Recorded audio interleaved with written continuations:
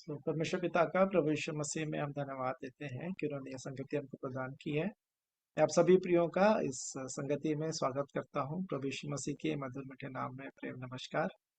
आइए हम आज की सभा को प्रारंभ करेंगे और हम प्रार्थना के द्वारा प्रभु के हाथों में हर एक बातों को सौंपेंगे। आइए हम प्रार्थना करेंगे। प्रेमी दयालु अनुग्रहकारी सर्वशक्तिमान पिता परमेश्वर, राजाओं के राजा प्रभुओं के प्रभु, अपने उद्धारकर्ता प्रभु यीशु मसीह के पवित्र और मीठे नाम से आपके अनुग्रह के सिंहासन के सन्मुख आते हैं प्रभु जी। आपके नाम को धन्य कहते हैं, सराहते हैं प्रभु जी, क्योंकि आप ही सारा आदर, सारी महिमा, सारी प्रशंसा की योग्य पिता परमेश्वर है प्रभु जी। सब कुछ आपका बनाया हुआ है प्रभु जी, सब कुछ आप ही के नियंत्रण में प्रभु जी, सब कुछ आपका है प्रभु जी। और आपने हम मनुष्यों को भी इसलिए बनाया है प्रभु जी कि हमारे द्वारा आपके नाम की महिमा होने पाए। हम आपके नाम को धन्य कहते हैं, आपके नाम को सराहते हैं प्रभु जी। आपने जब मनुष्य की सृष्टि की प्रभु जी, आपने बनाना चाहा कि वो आपके स्वरूप और समानता में बनाया जाए, लेकिन जब मनुष्य पाप में गिर गया प्रभु जी, तो आपने प्रभु जी उसके लिए एक उपाय किया प्रभु जी, एक अद्भुत, हाँ प्रभु जी, आपका अनोखा अगापे, हाँ प्रभु जी, हमारे समझ से परे जो प्रेम है प्रभु जी, जो आपने किया कि अपने पुत्र को, प्रभु यीशु मसीह को आपने हमारे लिए दे दिया, ताकि जो कोई इन पे विश्वास करे वो नाश ना हो परंतु अनंत जीवन पाए प्रभु जी। हम आपके नाम को धन्य कहते, आपके नाम को सराहते हैं प्रभु जी कि, और यही चाहते हैं प्रभु जी कि उस मसीह के उस प्रेम की लंबाई, चौड़ाई, गहराई, ऊंचाई को प्रभु जी हम सभी जानने पाए प्रभु जी। आपके नाम को हम धन्य कहते हैं, आपके नाम को सराहते हैं। उसी के लिए आप हमें ये संगति प्रदान करते हैं कि हम प्रतिदिन आपके चरणों में बैठकर प्रभु जी आपकी आवाज को सुन सकते हैं प्रभु जी, जो कि हमारे लिए आवश्यक है प्रभु जी, जो कि उत्तम है प्रभु जी, और जो भाग जो हमसे कभी छीना नहीं जाएगा प्रभु जी, उसे हम प्राप्त कर सकते हैं। आपका धन्यवाद देते हैं। इन संगति में जुड़ने वाले हर एक प्रियो के लिए प्रभु जी आपका धन्यवाद देते हैं। सबको काफी खाते में समर्पित करते हैं, उनके परिवार और घराने के समेत प्रभु जी, कि हम सभी इन वचनों के द्वारा प्रभु जी संगति के द्वारा आशीषित होने पाए। ये सब बातें हमारी आत्मिक उन्नति का कारण होने पाए, और साथ ही साथ ये सिर्फ ना ही हमारे लिए, लेकिन हमारे परिवार, घराने, आसपास के जितने लोग हैं प्रभु जी, हम दूसरों के लिए भी इस संगति के द्वारा आशीष के कारण होने पाए। ऐसी दया और अनुग्रह चाहता हूँ प्रभु जी, क्योंकि जैसा आपका वचन बताता है कि यदि तू विश्वास करे तो तू और तेरा सारा घराना उद्धार पाएगा। हाँ प्रभु जी, हम यही प्रार्थना करते हैं कि हमारा विश्वास ऐसा होना चाहिए प्रभु जी कि ना सिर्फ हम उद्धार पाए, लेकिन हमारे परिवार, घराने के लोग भी प्रभु जी उस उद्धार को प्राप्त करने पाए। उस दरोगा के पूरे परिवार, घराने ने प्रभु जी उद्धार को प्राप्त किया प्रभु जी, उन्होंने इसमें लिया, प्रभु यीशु मसीह पर विश्वास किया। वैसे ही हमारे परिवार, घरानों में भी होने पाए। ऐसी दया और अनुग्रह चाहता हूं प्रभु जी। इन समयों में हम आपकी ओर देखते हैं प्रभु जी, जबकि हम अंत के दिनों में, अंतिम समयों में जब हम रह रहे हैं प्रभु जी, आपका आगमन बहुत ही निकट है। हम उसके लिए तैयार पाए जाए प्रभु जी, जैसा पहली सदी की कलीसिया के लोग प्रेरितों से शिक्षा पाने, रोटी तोड़ने, संगति रखने और प्रार्थना करने में लौलीन रहते थे प्रभु जी। और आपने वचन में लिखा कि अंतिम दिनों में भी जब तुम उस दिन को निकट आते देखो, त्यों त्यों और भी अधिक आपस में इकट्ठा होना ना छोड़ो, और एक दूसरे को प्रेम में और भले कामों में सिखाते रहो प्रभु जी। हम यही काम करते हुए पाए जाएं, ऐसी दया और अनुग्रह चाहते हैं प्रभु जी। आज की पूरी सभा को आपके हाथों में सौंपते हैं प्रभु जी। हर एक बातों में आपकी आत्मा ही हमारी अगुवाई करे, ऐसी आपसे प्रार्थना करते हैं प्रभु जी। होने दे कि जैसे कि गयुस के लिए प्रार्थना की गई कि हे प्रिय, जिस प्रकार तू आत्मिक उन्नति कर रहा है, वैसे ही तो सब बातों में उन्नति करे, भला चंगा रहे। यही आशीष हर एक के जीवन में चाहते हैं प्रभु जी। जो शारीरिक तौर पे अस्वस्थ है प्रभु जी, आपकी चंगाई उनके जीवनों में आने पाए। जो मानसिक तनाव से भी गुजर रहे हैं प्रभु जी, आपके द्वारा आप प्रभु जी आपकी शांति उन तक पहुंचने पाए प्रभु जी। और जो आर्थिक समस्याएं हैं और जो विभिन्न प्रकार के जो संसार में जो क्लेश होते हैं प्रभु जी, उन सबों पे हर एक जन जयवंत होने पाए, क्योंकि प्रभु यीशु से आपने कहा कि तुम संसार में तो तुम्हें क्लेश होगा, लेकिन मैं तुम्हें अपनी शांति दिए जाता हूँ, ऐसी शांति जो संसार तुम्हें नहीं दे सकता प्रभु जी। आपका धन्यवाद देते हैं, आपकी वाचाओं, आपकी प्रतिज्ञाओं के लिए आपका धन्यवाद देते हैं, जो हमारे जीवन में हाँ और आमीन के साथ पूर्ण होती जाती है प्रभु जी। इन्हीं बातों के लिए प्रभु जी हम आपकी ओर देखते हैं कि आप ही की सहायता हम तक चाहते हैं हर एक बातों में। एक बार फिर से आगे की पूरी सभा को, जितने प्रिय जुड़ चुके हैं उनके लिए धन्यवाद देता हूँ, जो जुड़ने पर उनके भी प्रार्थना करते हैं प्रभु जी। हर एक रुकावटों, बाधाओं को आप दूर करें प्रभु जी, आप प्रबंध करें कि लोग प्रभु जी आपके प्रभु जी इस संगति में जुड़ने पाए और सभी आशीषित होने पाए। ऐसी आशीष चाहते हुए, ऐसी आपकी दया अनुग्रह चाहते हुए दुआ उद्धार करता प्रभु यीशु मसीह के पवित्र और मीठे नाम से मांग लेता हूँ। आमीन, आमीन। हाँ, अभी मुझे किसी दूसरी मीटिंग में जुड़ना होगा, तो मैं शालिनी नाग आंटी जी से निवेदन करूंगा कि यदि वो अगुवाई कर सकती हैं आज की मीटिंग में तो। मैं आपको होस्ट बना देता हूँ, आप प्लीज अगुवाई कर दीजिएगा।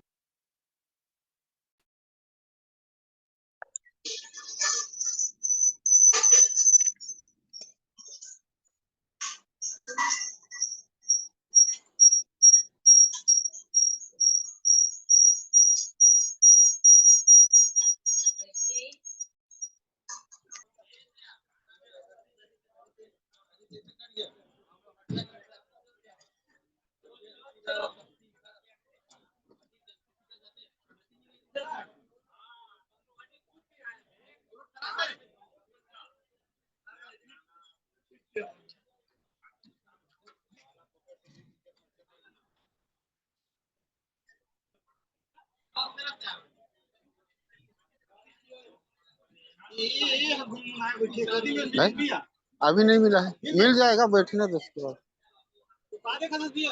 कुछ नहीं है, लेना बैठा दे, ओकर बाद में खाली है।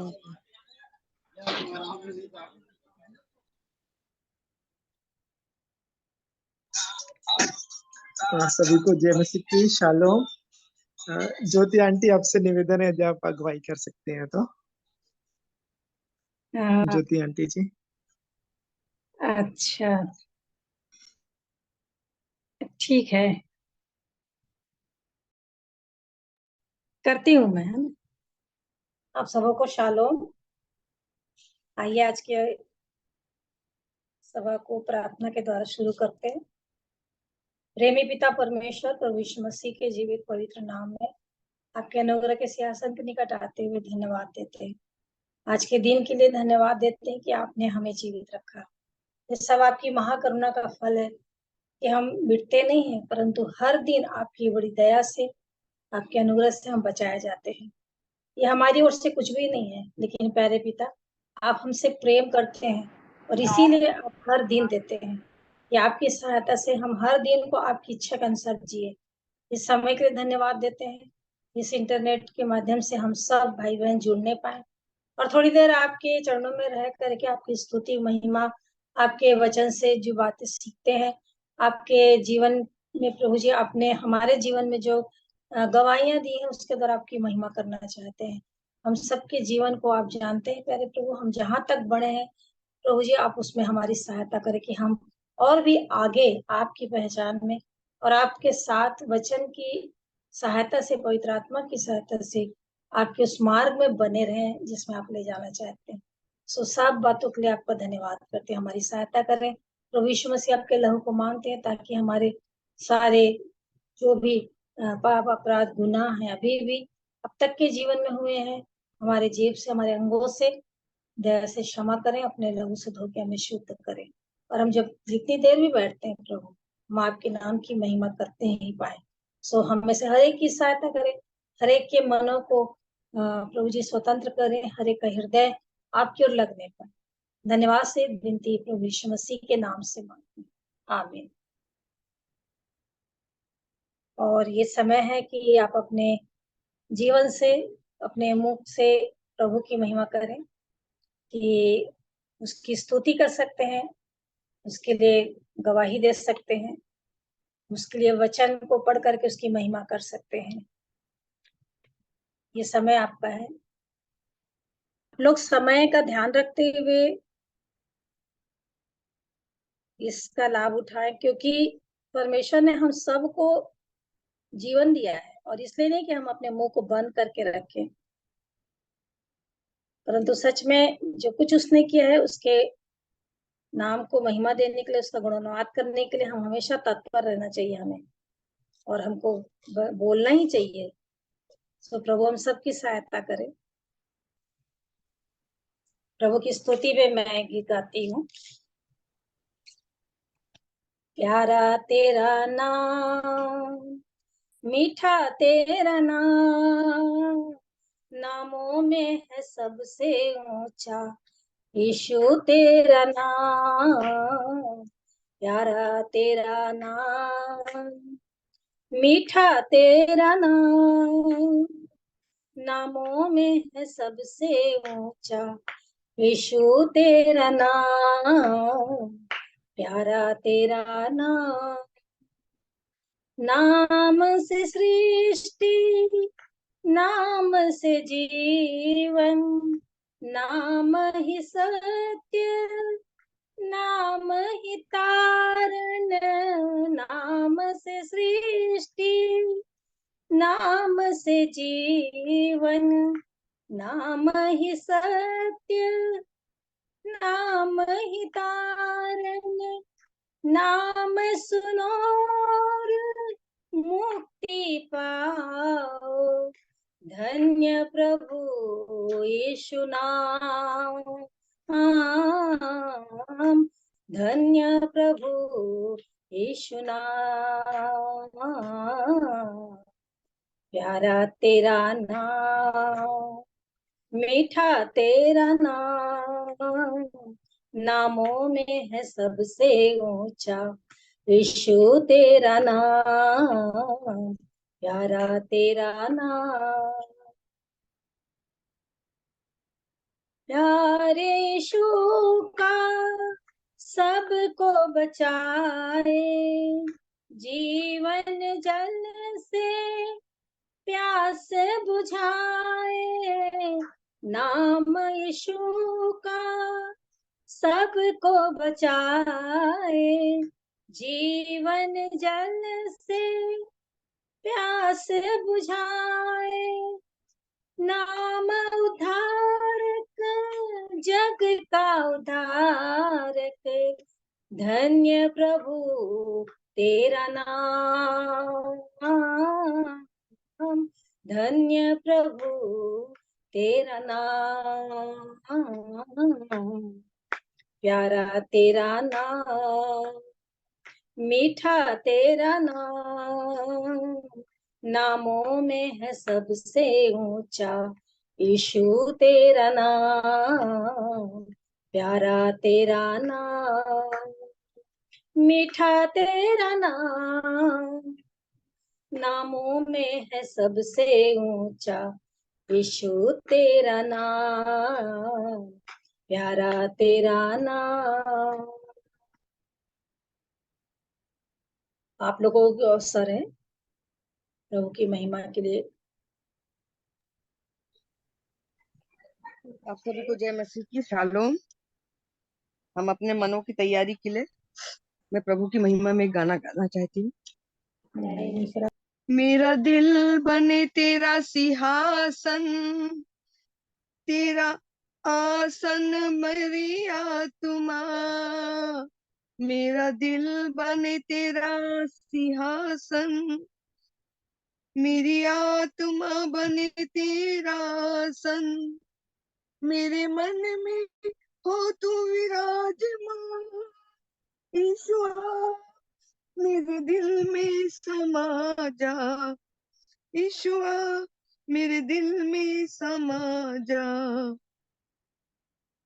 तेरे चेहरे से तेरी रोशनी चमके, तेरी बातों से तेरी खुशबू महके। तेरे चेहरे से तेरी रोशनी चमके, तेरी बातों से तेरी खुशबू में के। मेरा जीवन बने तू स्तुति का स्थान, तेरी प्रशंसा करती मेरी जुबान। मेरा दिल बने तेरा स्तुति का स्थान, तेरी प्रशंसा करती मेरी जुबान। ईशुआ ईशुआ मेरे दिल में समा जा। ईशुआ ईशुआ मेरे दिल में समा जा। तुझे देखना मैं चाहूं, तेरी ओर मैं ईशुआ आऊं। तुझे देखना मैं चाहूं, तेरी ओर मैं ईशुआ आऊं। कितना तू है प्यारा हे प्रभु, तेरी महिमा सदा हो यीशु। कितना प्यारा तू है प्रभु, सदा हो यीशु तेरी महिमा। यीशुआ यीशुआ यीशुआ मेरे मन में समा जा। यीशुआ यीशुआ मेरे मन में समा जा। धन्यवाद आप सब।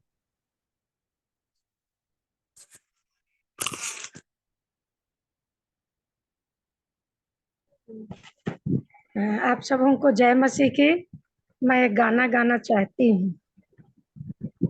मैंने भजो मसीह को चित से, मैंने भजो मसीह को चित से, वो तुम्हें बचावे नरक से, वो तुम्हें बचावे नरक से।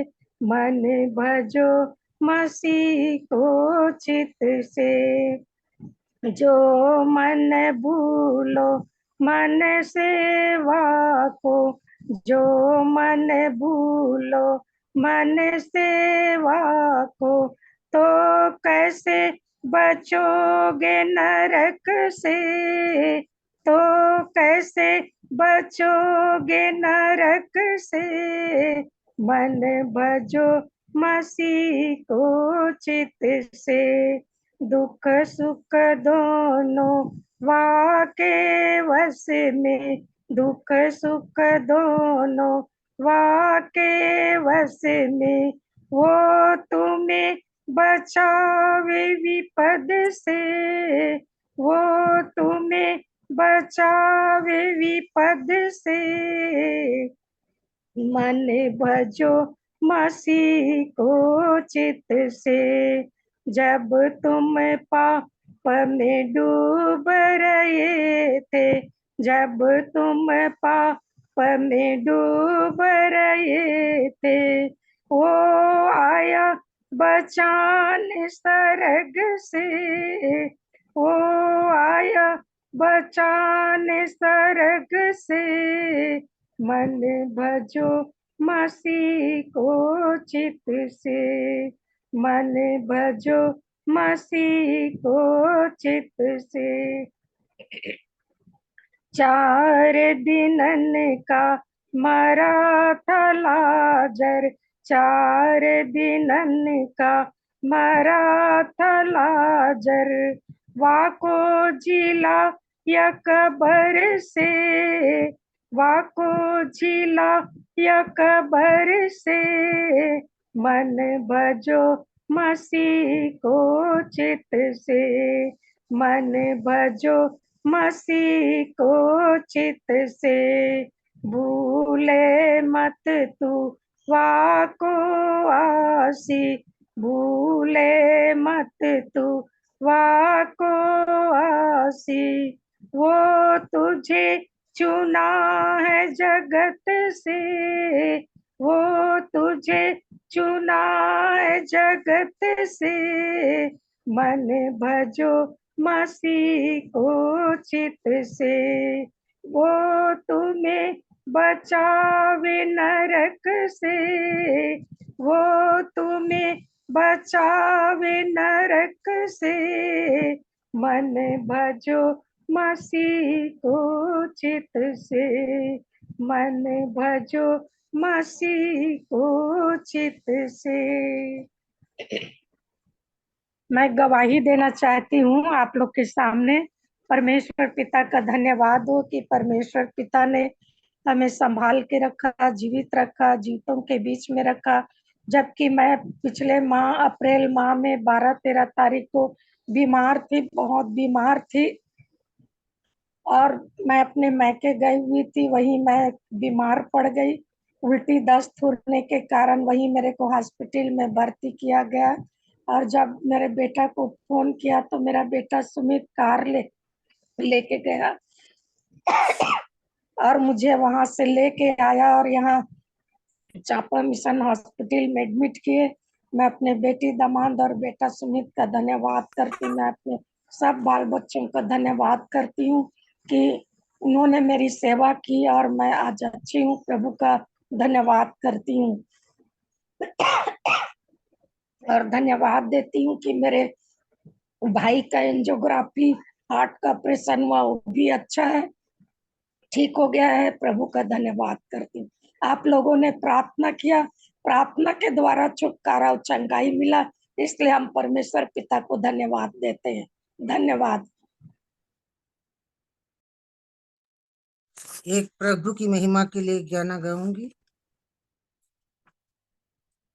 सोचों पे कभी जा, ख्यालों पे कभी जा, सांसों पे कभी जा, बातों पे कभी जा, कर ले कब्जा ए पाक रूह, कर ले कब्जा ए पाक रूह, कर ले कब्जा ए पाक रूह, कर ले कब्जा ए पाक रूह। मालिक तू ही हर दम का है, मालिक तू ही हर दम का, मरहम तू ही हर गम का है, मरहम तू ही हर गम का, हर दम पे कभी जा, हर गम पे कभी जा, हर दम पे कब जा, हर गम पे कब जा, कर ले कब जाए पाक रूह, कर ले कब जाए पाक रूह, कर ले कब जाए पाक रूह, कर ले कब जाए पाक रूह। राहे तुझे पे जुड़ती रहे अब, राहे तुझे पे जुड़ती रहे पर, हिकमत तुझे से मिलती रहे, हिकमत तुझे से मिलती रहे, राहों पे कभी जा, हिकमत पे कभी जा, राहों पे कभी जा, हिकमत पे कभी जा, कर ले कब जाए पाक रूह, कर ले कब जाए पाक रूह, कर ले कब जाए पाक रूह, कर ले कब जाए पाक रूह। जब भी अपना मुँह में खोलो, जब भी अपना मुँह में खोलो, खिदमत से भी जुमले बोलो, खिदमत से ही जुमले बोलो, मेरे मुंह पे कभी जाओ, मेरी रूह पे कभी जाओ, मेरे मुंह पे कभी जाओ, मेरी रूह पे कभी जाओ, कर ले कब जाए पाक रूह, कर ले कब जाए पाक रूह, कर ले कब जाए पाक रूह, कर ले कब जाए पाक रूह। तुझ में ही काम करूं मैं, तुझ में ही काम करूं मैं, जीवन तेरे नाम करूं मैं, जीवन तेरे नाम करूं मैं, कामों पे कभी जा, नामों पे कभी जा, कामों पे कभी जा, नामों पे कभी जा, कर ले कब्जा ए पाक रूह, कर ले कब्जा ए पाक रूह, कर ले कब्जा ए पाक रूह, कर ले कब्जा ए पाक रूह। थैंक यू जीसस, थैंक प्रभु का धन्यवाद हो सारी हर एक गीतों के लिए, और सारी महिमा प्रभु को देते हैं। आइए छोटी सी प्रार्थना करते हैं, उसके बाद वचन के भाग में जाएंगे। प्रेमी पिता परमेश्वर, प्रभु यीशु मसीह के पवित्र नाम में आपके पास आते हैं, धन्यवाद देते हैं।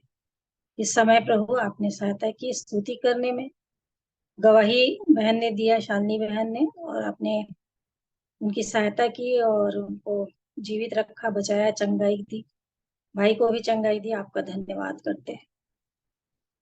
हर एक बातों में आपको महिमा मिले। और इस वक्त प्रभु जी, आपके दासी के द्वारा जो भी वचन हमारे जीवन के लिए है वो बताया जाए, तो वो हम सबकी आत्मिक उन्नति का कारण होने पाए।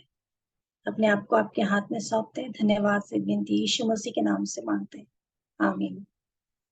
बेला दीदी को अवसर है, आज का वचन को बताएंगी।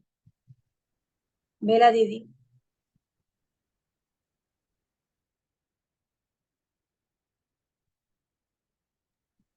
बेला दीदी, आवाज जा रही?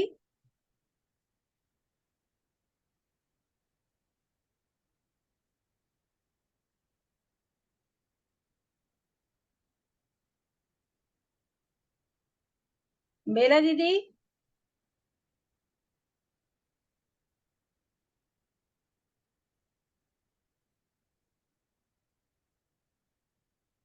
ठीक है। सुनीता बहन या संगीता बहन को भी अवसर है।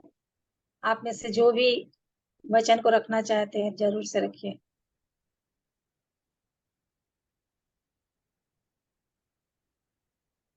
सुनीता बहन। जी आंटी।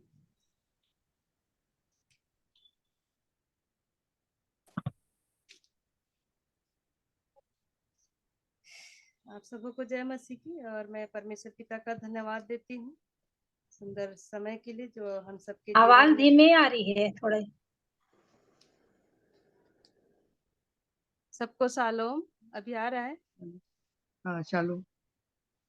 मैं परमेश्वर पिता का धन्यवाद देती हूँ कि सचमुच में प्रतिदिन हमारे जीवन में जो है ये अवसर हमारे जीवन में देते हैं कि हम कुछ न कुछ वचनों को हम सीख पाते हैं, और प्रतिदिन जो है हमारी आवश्यकता के अनुसार परमेश्वर जो है वचनों को हमारे जीवन में देता है।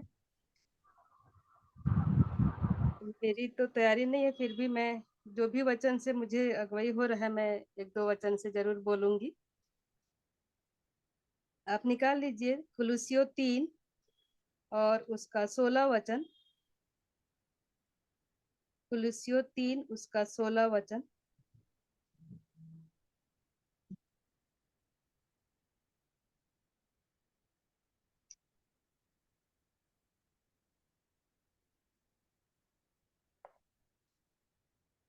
यहाँ पर इस प्रकार लिखा है,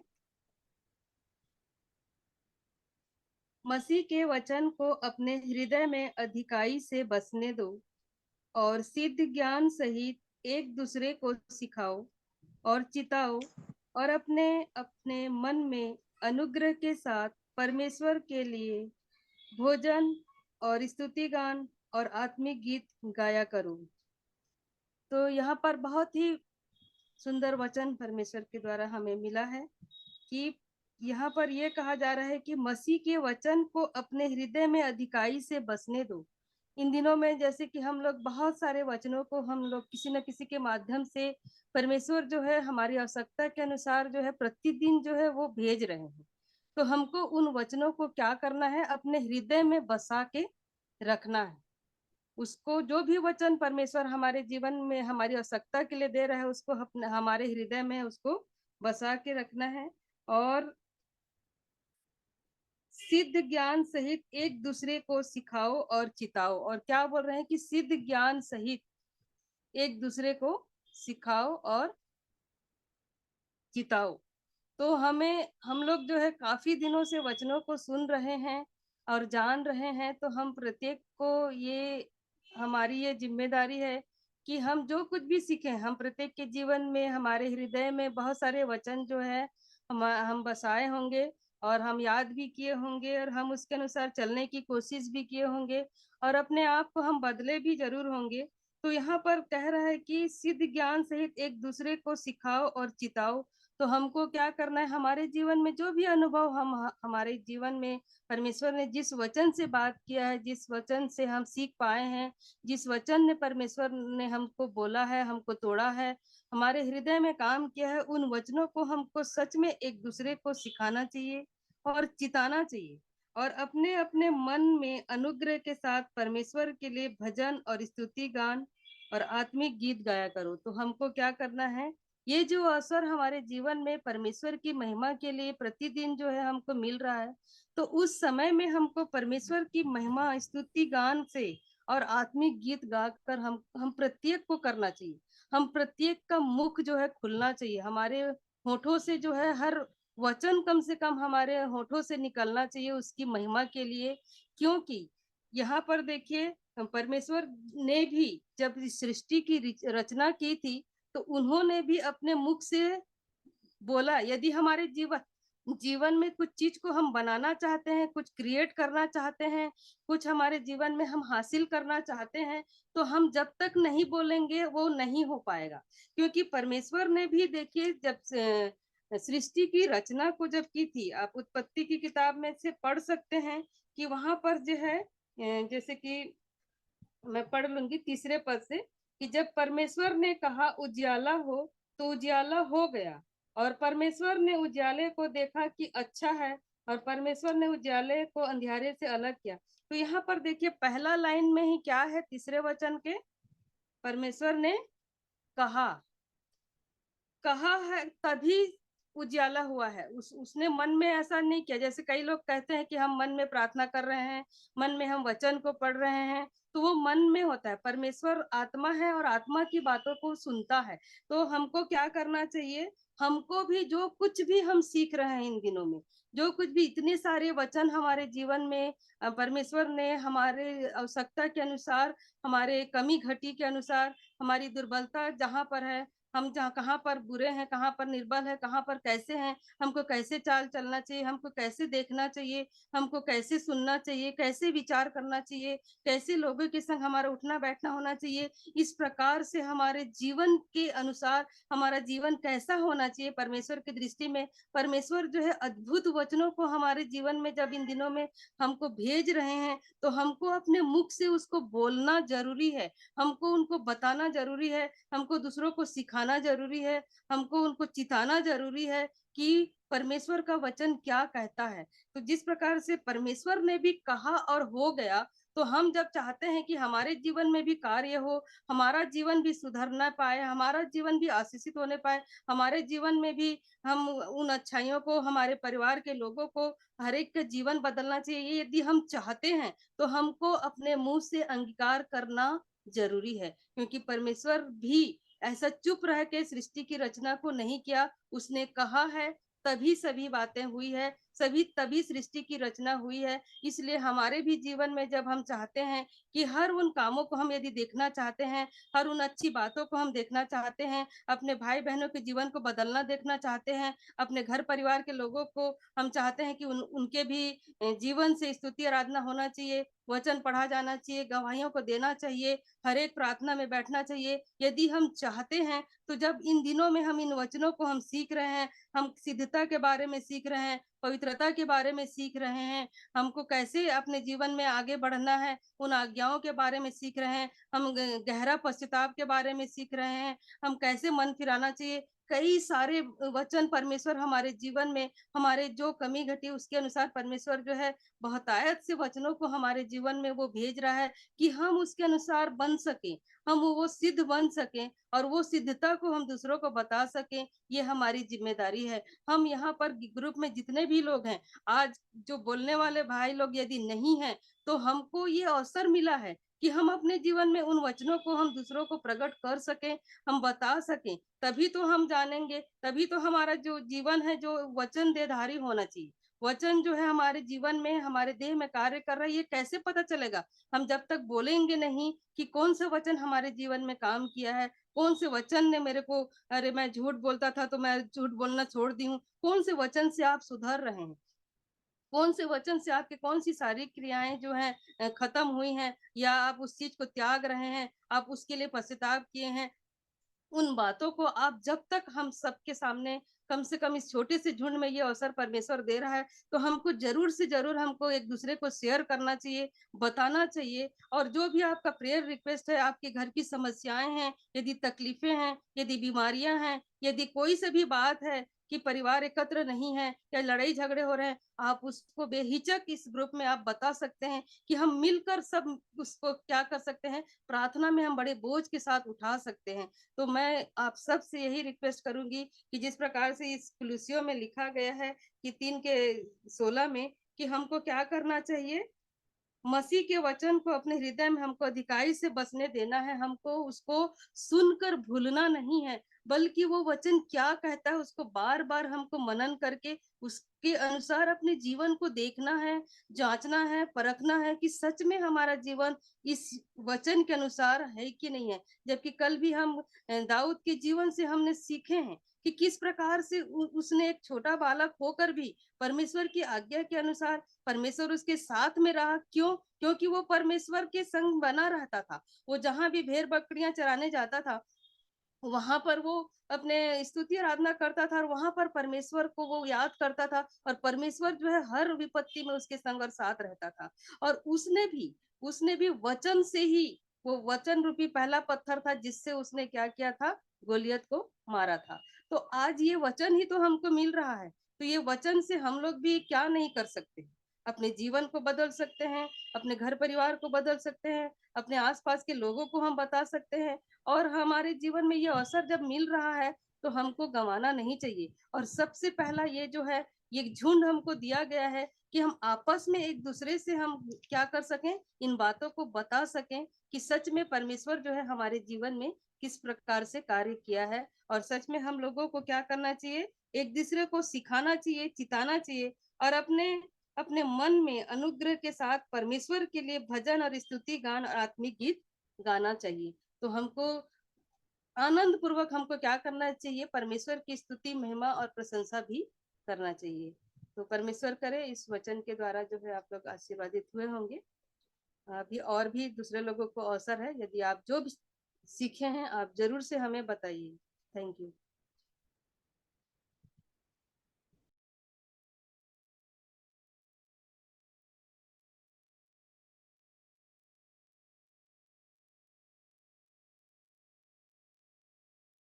आवाज नहीं आ रहा है।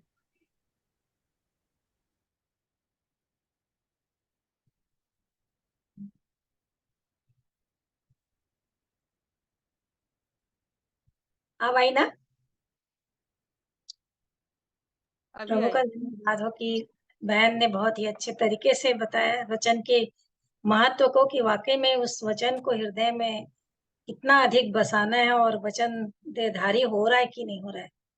और बहुत सारी बातों को जो जीवन में चलती रहती हैं उसको किस रीति से अपने जीवन के लिए इस वचन को चलने के उस पे चलने के लिए योग्य बना करके उसमें बने रहना है।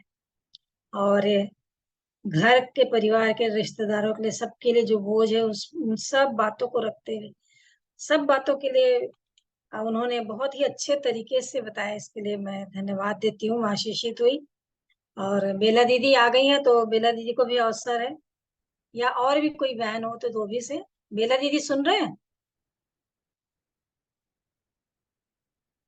पता नहीं कहीं चली गई हैं। ठीक है, हाँ और मैं भी अच्छा, हाँ, पहले भी बोली थी, पता नहीं कहीं गए थे क्या। हाँ हाँ मैं चलिए सुन बता। अच्छा अच्छा, हाँ ठीक है। मैं चाह रही हूँ कि आप लोग बोलें, रोज हाँ रोज वही तो मैं मैं भी भी चाह बोलूं रही तो। थी कि हाँ संगीता बोले, और कौन है, आनंदी दीदी भी है, इंदिरा दीदी भी इतना सीख रही हैं। सबको अवसर होना चाहिए सही में। और जो भाई लोग भी हैं, हाँ, भाई में तो नानी यानी तिग्गा भाई है, राजेश भाई है।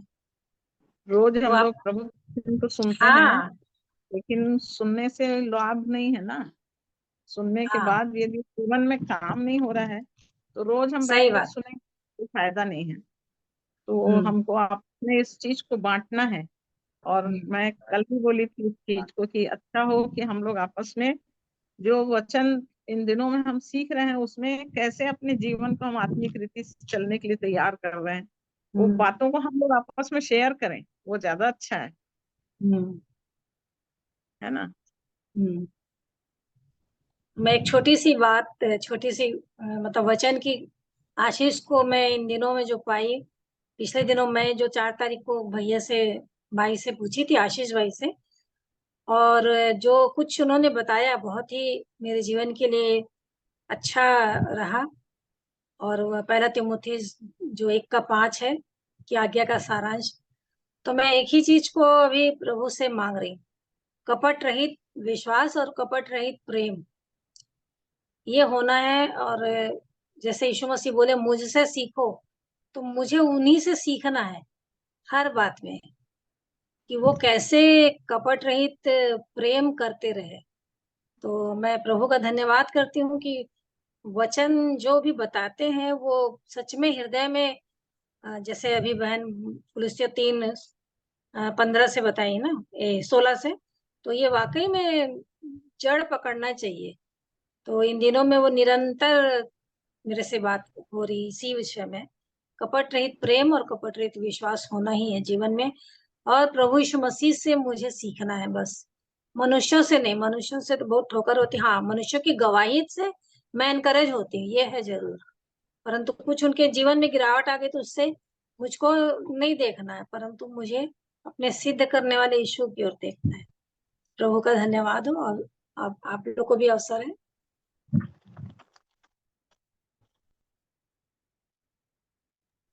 आप सभी को जय मसीह की। मैं भी अपने जीवित पिता परमेश्वर का धन्यवाद करती हूँ प्रभु यीशु में होकर।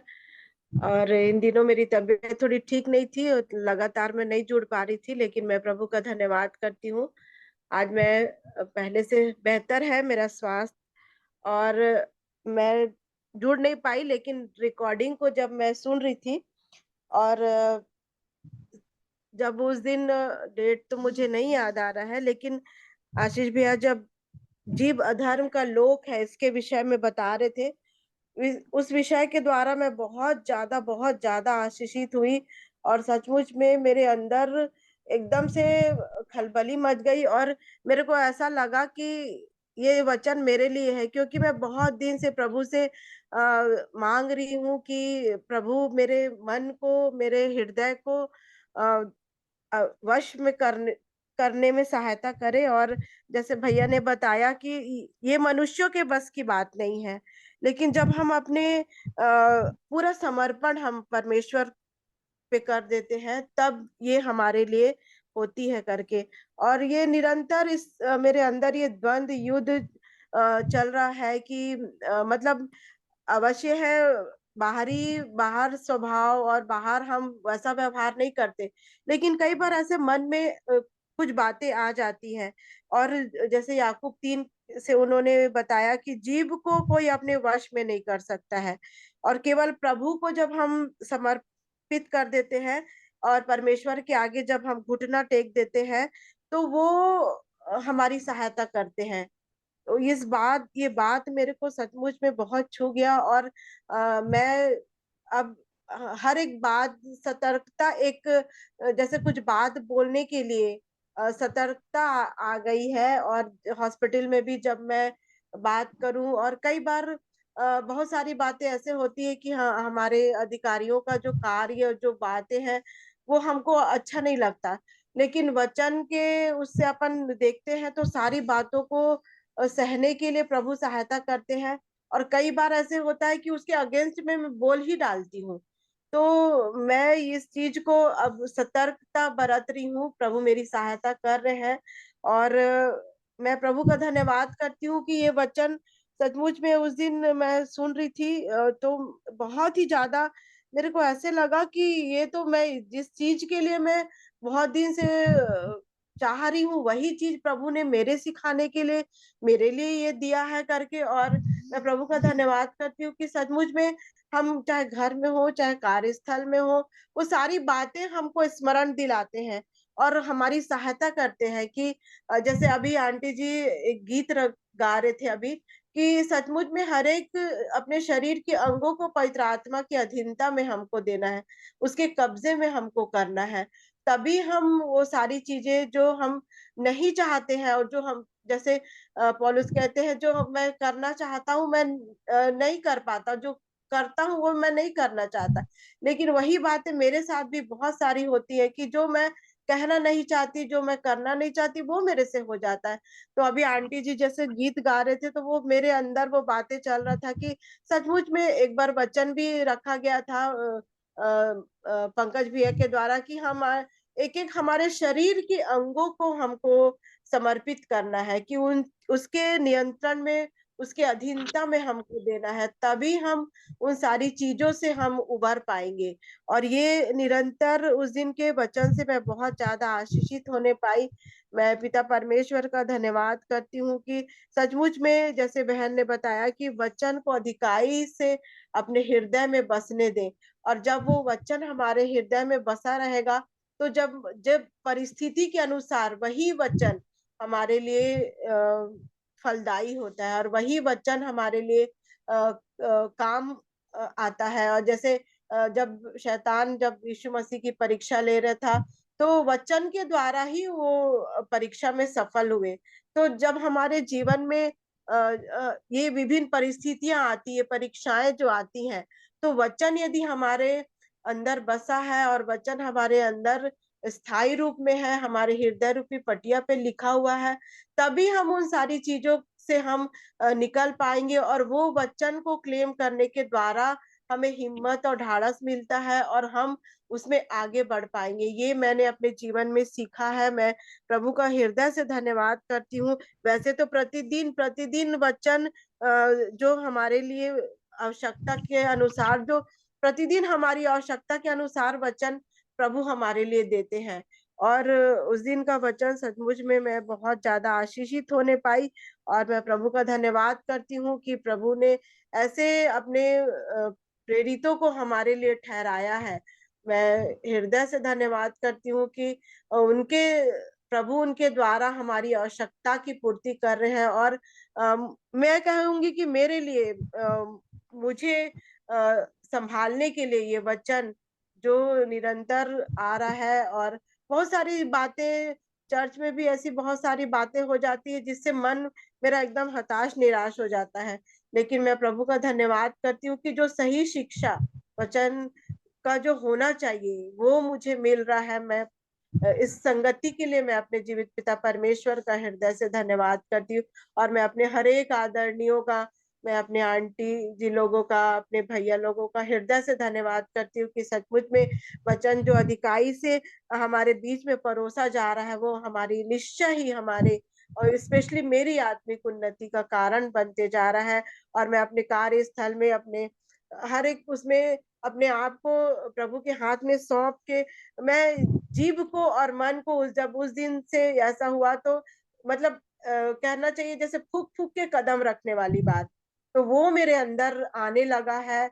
और मैं पिता परमेश्वर का हृदय से धन्यवाद करती हूँ कि सचमुच में और भी प्रभु मेरी सहायता करे कि मैं वचन को अधिकाई से अपने मन में, हृदय में बसने दूं, और उसके द्वारा मेरा जीवन, आत्मिक जीवन उन्नति करने पाए। और मैं प्रभु दया करे कि मैं वचन में बढ़ने पाऊं और प्रभु की इच्छा के अनुसार होने पाऊं। प्रभु सहायता करे, मेरे और मेरे हर एक प्रियो की सहायता करे।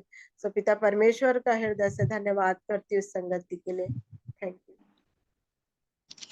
प्रभु का धन्यवाद हो। और भी सबको जय मसीह की। है।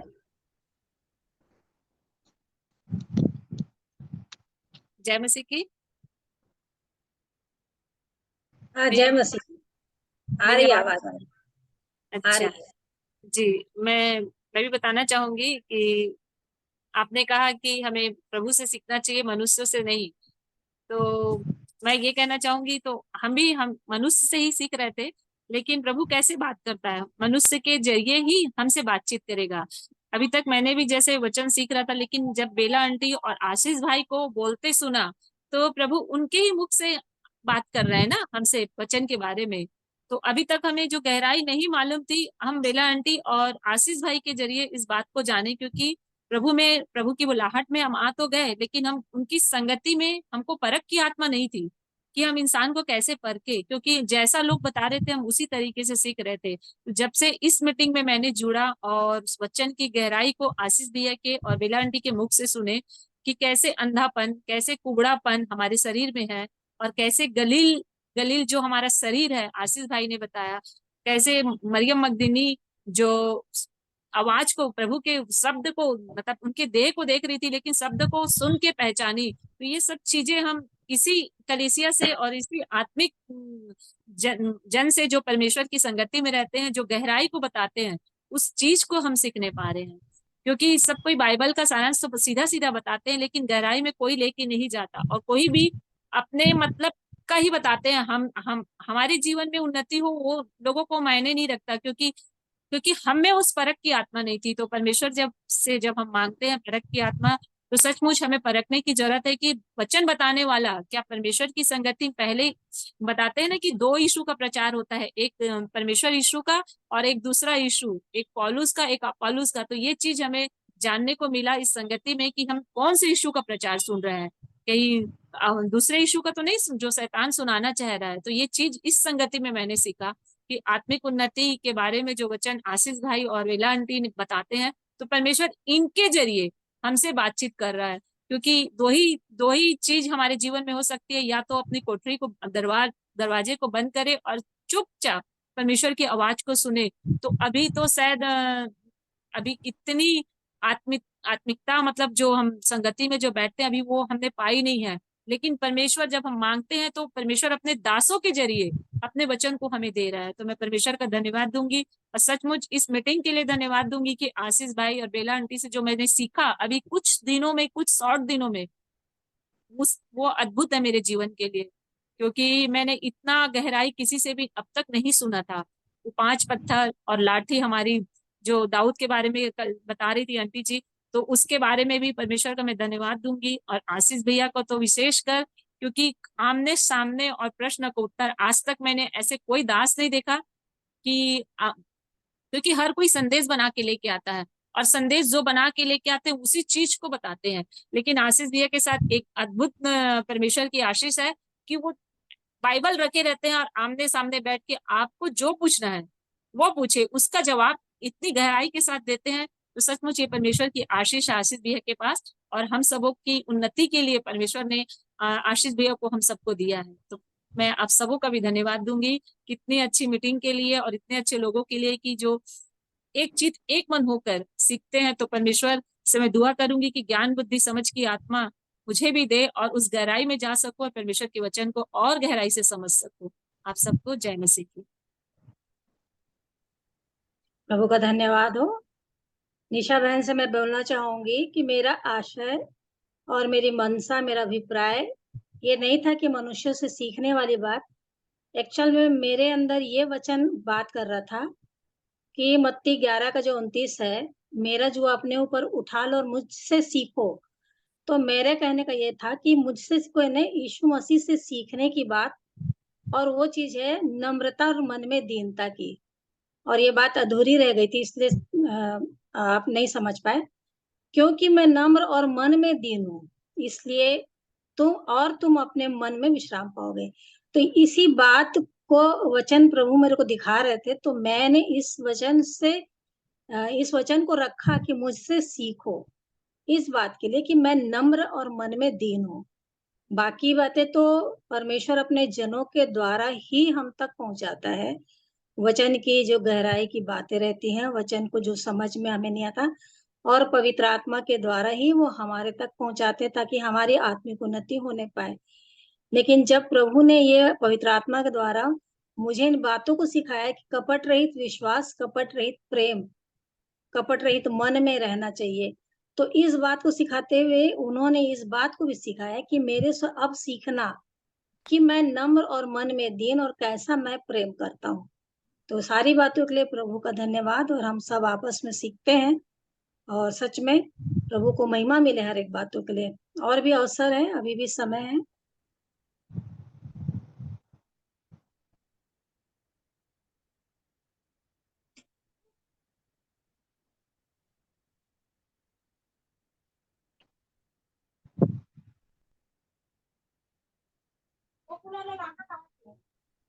यदि नहीं तो हम अब अंतिम प्रार्थना में जाएंगे, और प्रार्थना में इंदिरा बहन से रिक्वेस्ट करूंगी, प्रार्थना में अगुवाई करेंगी।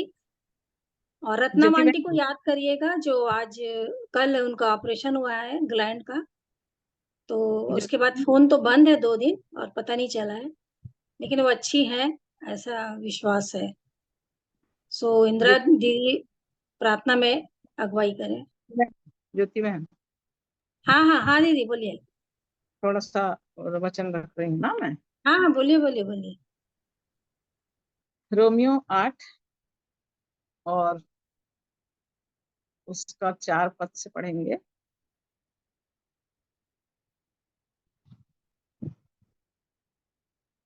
रोमियो 8 उसका 4 पद से,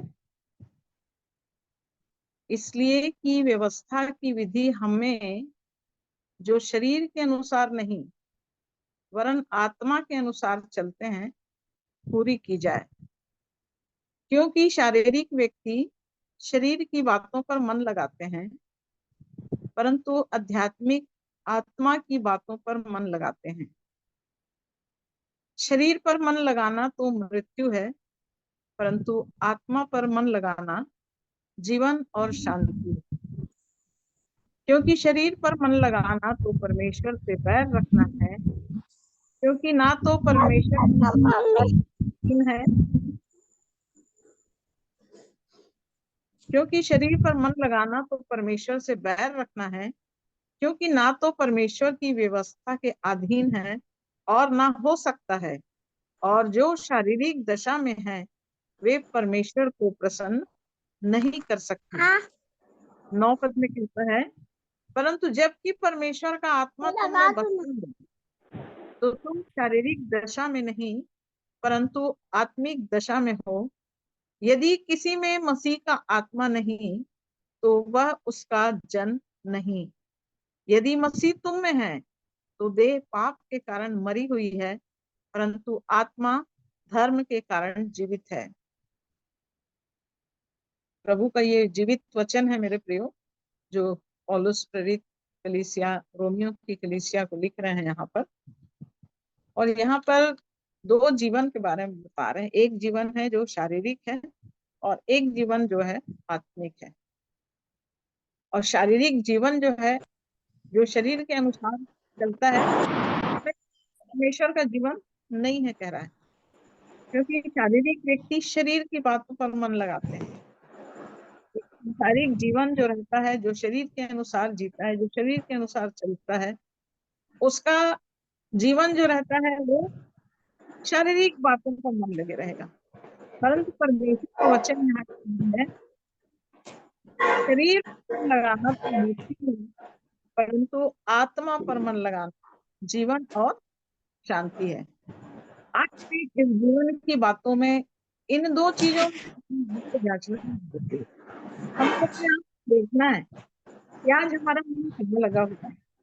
हम शरीर की बातों में मन लगाए हुए हैं, या हम सांसारिक जीवन में चल रहे हैं, या फिर हमारा मन आत्मा की बातों पर लगा हुआ है। 9 पद में परमेश्वर का वचन इस बात को कह रहा है कि जबकि परमेश्वर का आत्मा तुम में बसता है, हमें नहीं हो, परंतु आत्मिक दृष्टि है। और यदि किसी में मसीह का आत्मा नहीं है तो वो, यहाँ पर हमको अपने जीवन को जांचने की जरूरत है कि क्या मसीह का आत्मा मेरे जीवन में है। यदि मसीह का आत्मा मेरे जीवन में नहीं है तो मेरे जीवन की दशा शारीरिक है, मेरे जीवन की दशा आत्मिक नहीं है। यदि मसीह में है तो देह पाप के कारण मरी हुई है, आत्मा धर्म के कारण जीवित है।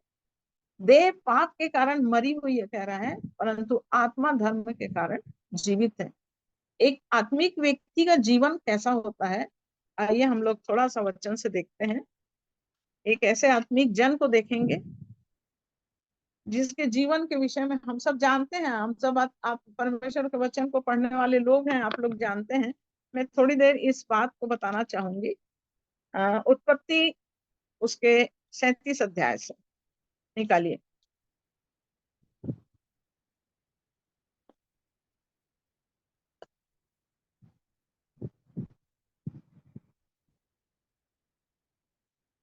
और उसके 2 पद से पढ़ेंगे।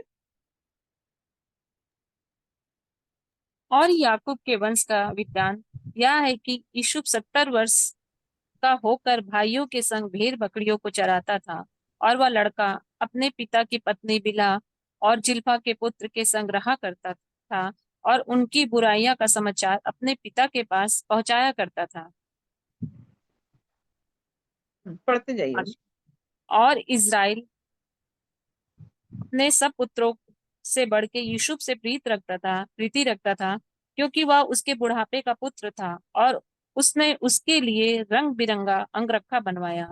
सो जब उसके भाइयों ने देखा कि हमारा पिता हम सब भाइयों से अधिक उसी से प्रीत रखता है, तब वे उससे बैर करने लगे और उसके साथ ठीक तौर से बात भी नहीं करते थे।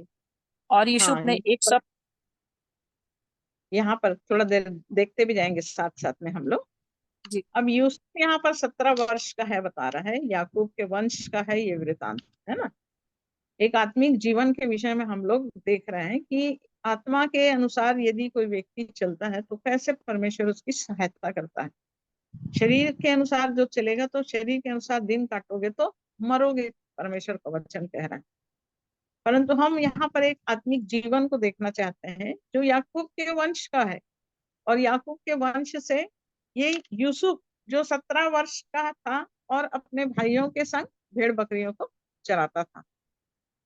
और यहाँ पर एक बात लिखी हुई है कि उनके भाई लोग जो भी बुराई करते थे वो बुराई का समाचार वो अपने पिता के पास ला करके देता था कि आज मेरे भाई लोग ये किया, आज इस भाई ने ये किया, आज उस भाई ने वो किया।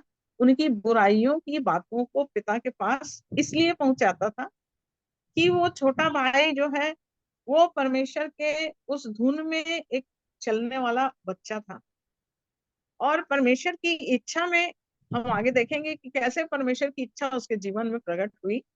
और इज़राइल अपने सब पुत्रों से बढ़कर यूसुफ से प्रीति रखता था। इस प्रीति रखने का कारण ये था कि वो बच्चा ईमानदार था, सीधा था, सबसे छोटा था। और यूसुफ अपने पिता के पास अपने भाई लोग की जो गलती रहती थी उसको प्रकट किया करता था। और यहाँ पर हम देख रहे हैं कि उसके सब भाई, है ना, पिता तो उससे प्रीति रख रहा है परंतु उसके भाई उससे बैर करने लगे और उसके साथ ठीक से बात भी नहीं करते। अब 5 पद से पढ़िए। और यूसुफ ने एक स्वप्न देखा और अपने भाइयों से उसका वर्णन किया, तब वे उससे और भी द्वेष करने लगे।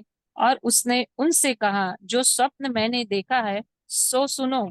हम लोग खेत में फुले बांध रहे हैं, और क्या देखता हूँ कि मेरा फुला उठकर सीधा खड़ा हो गया। तब तुम्हारे फूलों ने मेरे फूलों को चारों तरफ से घेर लिया और उसे दंडवत किया। तब उसके भाइयों ने उससे कहा, क्या सचमुच तू हमारे ऊपर राज्य करेगा? वह सचमुच तू हम पर प्रभुता करेगा? सो वे उसके स्वप्न और उसकी बातों के कारण उससे और भी अधिक बैर करने लगे। फिर उसने एक और स्वप्न देखा और अपने भाइयों से उसका भी यूं वर्णन किया कि सुनो, मैंने एक और स्वप्न देखा है कि सूर्य और चंद्रमा और 11 तारे मुझे दंडवत कर रहे हैं। यह स्वप्न उसने अपने पिता और भाइयों से वर्णन किया। तब उसके पिता ने उसको डपट के कहा, यह कैसा स्वप्न है जो तूने देखा है? क्या सचमुच मैं और तेरी माता और तेरे भाई सब जाकर तेरे आगे भूमि पर गिरकर दंडवत करेंगे? उसके भाई सो उससे ढह करते थे, पर उसके पिता ने उसके उस वचन को स्मरण रखा और उसके हाँ, भाई अब देखिए यहाँ पर यूसुफ जो है ये दो स्वप्न देख रहा है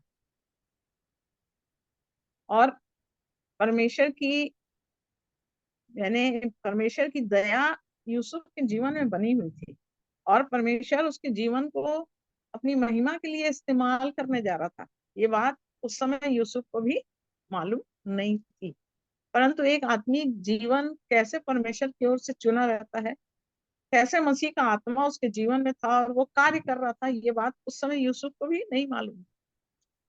और जब वो स्वप्न देखता है और स्वप्न को वो बता रहा है कि हम लोग खेत में पूले बांध रहे हैं और क्या देखता हूँ कि मेरा पूला उठकर सीधा खड़ा हो गया, तब तुम्हारे पूलों ने मेरे पूले को चारों तरफ से घेर लिया और उसे दंडवत किया। यहाँ पर इस बात को बता रहा है कि सब जो 12 भाई हैं, जो यूसुफ को मिला के 12 थे और याकूब का वंश है वो, और याकूब को परमेश्वर ने आशीष दिया था, जैसे अब्राहम को आशीष दिया और वंश वंश को आशीष दूंगा करके कहा, तो इसहाक को आशीष दिया और उसके बाद याकूब को आशीष दिया। और जब याकूब को आशीष दिया तो निश्चय याकूब की आशीष जो है वो अब इस बेटे के ऊपर ट्रांसफर हो रही है। यूसुफ के जीवन में वो आशीष परमेश्वर की ओर से आ रही है, और आशीष जब आ रही है तो परमेश्वर ने उस स्वप्न के द्वारा यूसुफ के जीवन को ये बताना चाहा कि तू मेरा अलग किया हुआ संतान है। लेकिन उस समय उस बात को यूसुफ जानता नहीं था और जो कुछ वो देख रहा था वो अपने भाइयों से बता रहा था, और भाई पहले से ही उससे क्या थे, नाराज थे, पहले से ही उससे चिढ़ते थे वो लोग। और जब ये स्वप्न बताया उसने तो बोले, क्या तू हमारे ऊपर प्रभुता करेगा, तू हमारे ऊपर राज्य करेगा, है ना। और तब उसके स्वप्न की बातों के कारण वो उससे और अधिक बैर करने लगे। एक शारीरिक व्यक्ति एक आत्मिक व्यक्ति से बैर करेगा, ये चीज हमेशा आप लोग अपने जीवन में याद रखना। जब आप आत्मिक जीवन को लेकर चलोगे तो शारीरिक लोग हमारे ही लोग, है ना, वचन भी कहता है कि तेरे घर के लोग ही तेरे बैरी होंगे। मैंने अपने जीवन में इस बात को देखा है मेरे प्रियो। जब मैंने आत्मिक जीवन को शुरू किया, जब मैं आत्मिक जीवन में चलने लगी, तो वास्तव में घर से ही बैर उत्पन्न होने लगता है।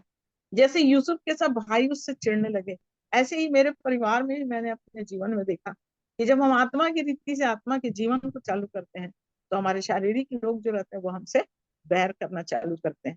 और यहाँ पर भी यूसुफ के भाइयों ने, जब यूसुफ स्वप्न को बता रहा है तो उससे और अधिक बैर करने लगे।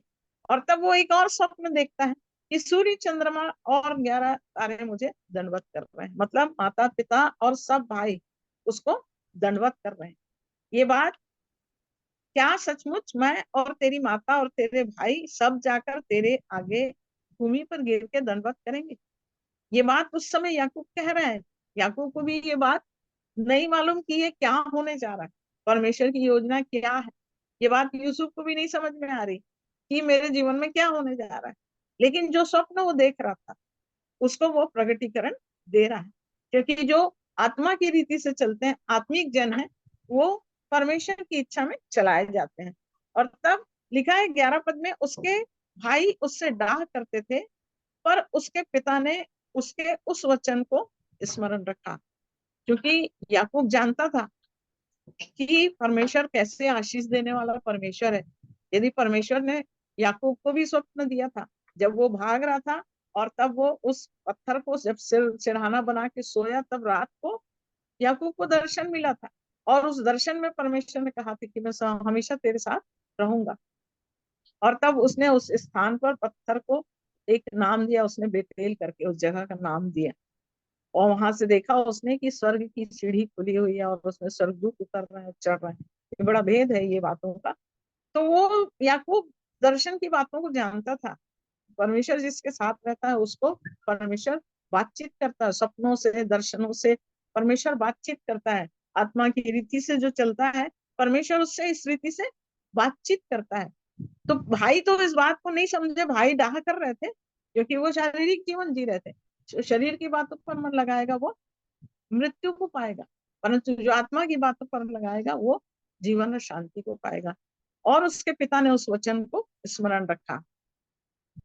अब देखिए ये 12 पद में हम आगे पढ़ते हैं तो देखते हैं कि कैसे ये लोग अपनी भेड़ बकरियों को लेके जब चराने के लिए चले गए तो पिता जो रहता है वो सोचता है कि ऐसा ना हो कि मेरे बेटे जो भेड़ बकरियों को लेके गए हैं, ये भेजता है छोटे बेटे को अपने उन बड़े भाइयों के पास भेजता है। 18 पद से पढ़िए। और जो ही उन्होंने उसे दूर से आते देखा तो उसके निकट आने के पहले ही उसे मार डालने की युक्ति की और आपस में कहने लगे, देखो वह स्वप्न देखने आ रहा है, सो आओ हम उसको घात करके किसी गड्ढे में डाल दे और यह कह देंगे कि कोई दुष्ट पशु उसको खा गया, फिर हम देखेंगे कि उसके स्वप्न का क्या फल होगा। यह सुन के रूबेन ने उसको उनके हाथों से बचाने की मनसा से कहा, हम उसको प्राण से तो ना मारे। फिर रूबेन ने उनसे कहा, लहू मत बहाओ, उसको जंगल में इस गड्ढे में डाल दो और उस पर हाथ मत उठाओ। वह उसको उनके हाथ से छुड़ाकर पिता के पास फिर पहुंचाना चाहता था। सो ऐसा हुआ कि जब यूसुफ अपने भाइयों के पास पहुंचा तब उन्होंने उसे उसका रंग बिरंगा अंगरखा जिसे वह पहने हुए था उतार लिया और यूसुफ को उठाकर गड्ढे में डाल दिया। वह गड्ढा तो सूखा था और उसमें कुछ जल न था। तब वे हाँ, रोटी खाने को रुक जाइए। अब 18 पद में क्या कह रहा है, ज्यों ही उन्होंने उससे दूर से आते देखा तो उसके निकट आने के पहले ही उसे मार डालने का षड्यंत्र रचा।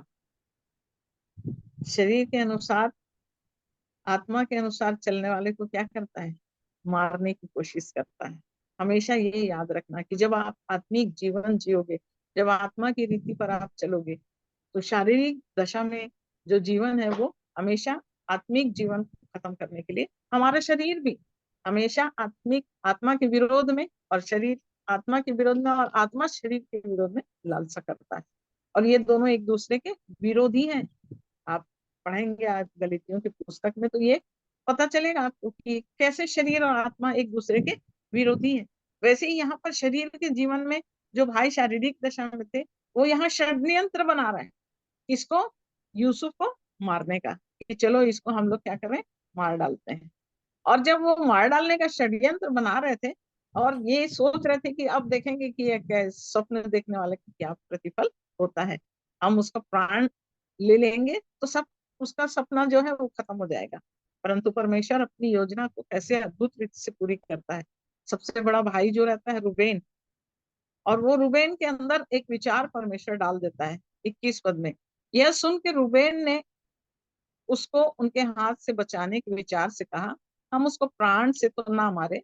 फिर रूबेन ने उनसे कहा, लहू मत बहाओ, उसको जंगल के इस गड्ढे में डाल दो, उस पर हाथ मत उठाओ।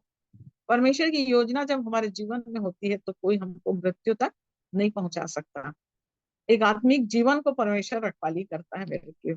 और यहाँ पर इनका जो प्लानिंग रहता है, षड्यंत्र जो बनाए रहते हैं, यहाँ पर परमेश्वर उस बड़े भाई के अंदर विचार डाल देता है और तब इसको इन लोग कहते हैं कि हम इसको गड्ढे में डाल देते हैं क्योंकि वो गड्ढा सूखा था और उसमें जल नहीं था। और तब 25 पद से देखिए आप क्या बोल रहे हैं।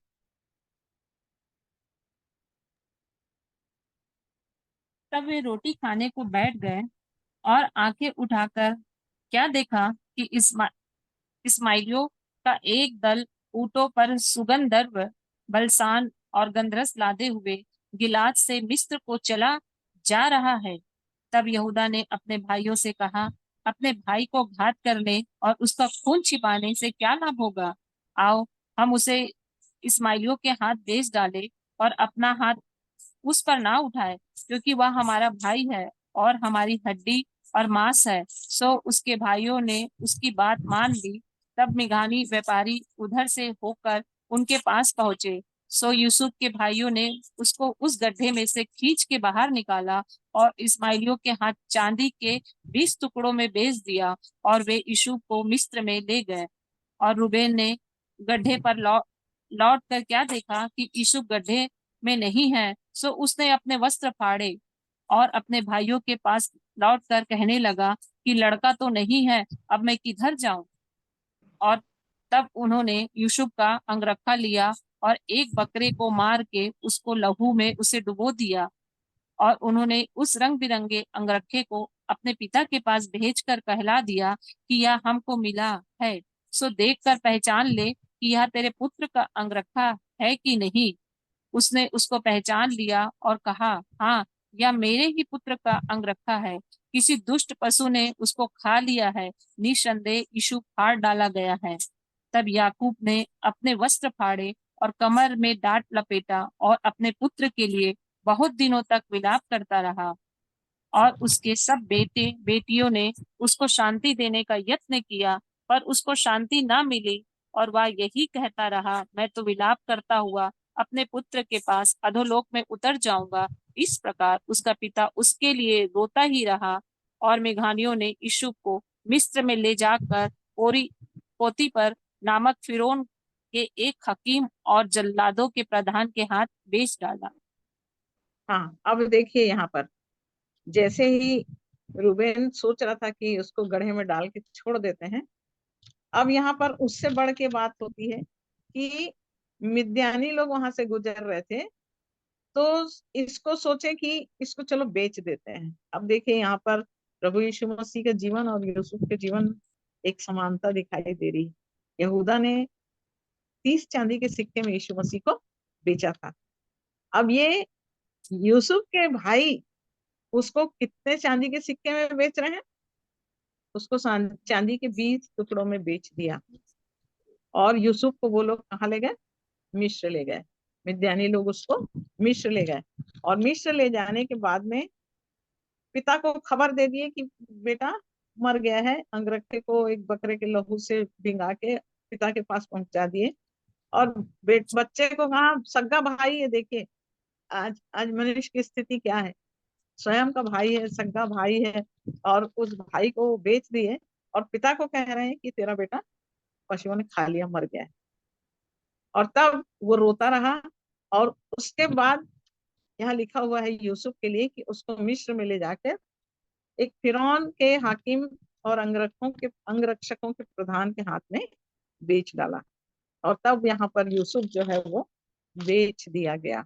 यीशु मसीह को भी 30 चांदी के सिक्कों में बेच दिया गया और यहाँ यूसुफ को भी बेच दिया गया। और जब वो 39 अध्याय को निकालिए, उसके 3 पद को पढ़िए।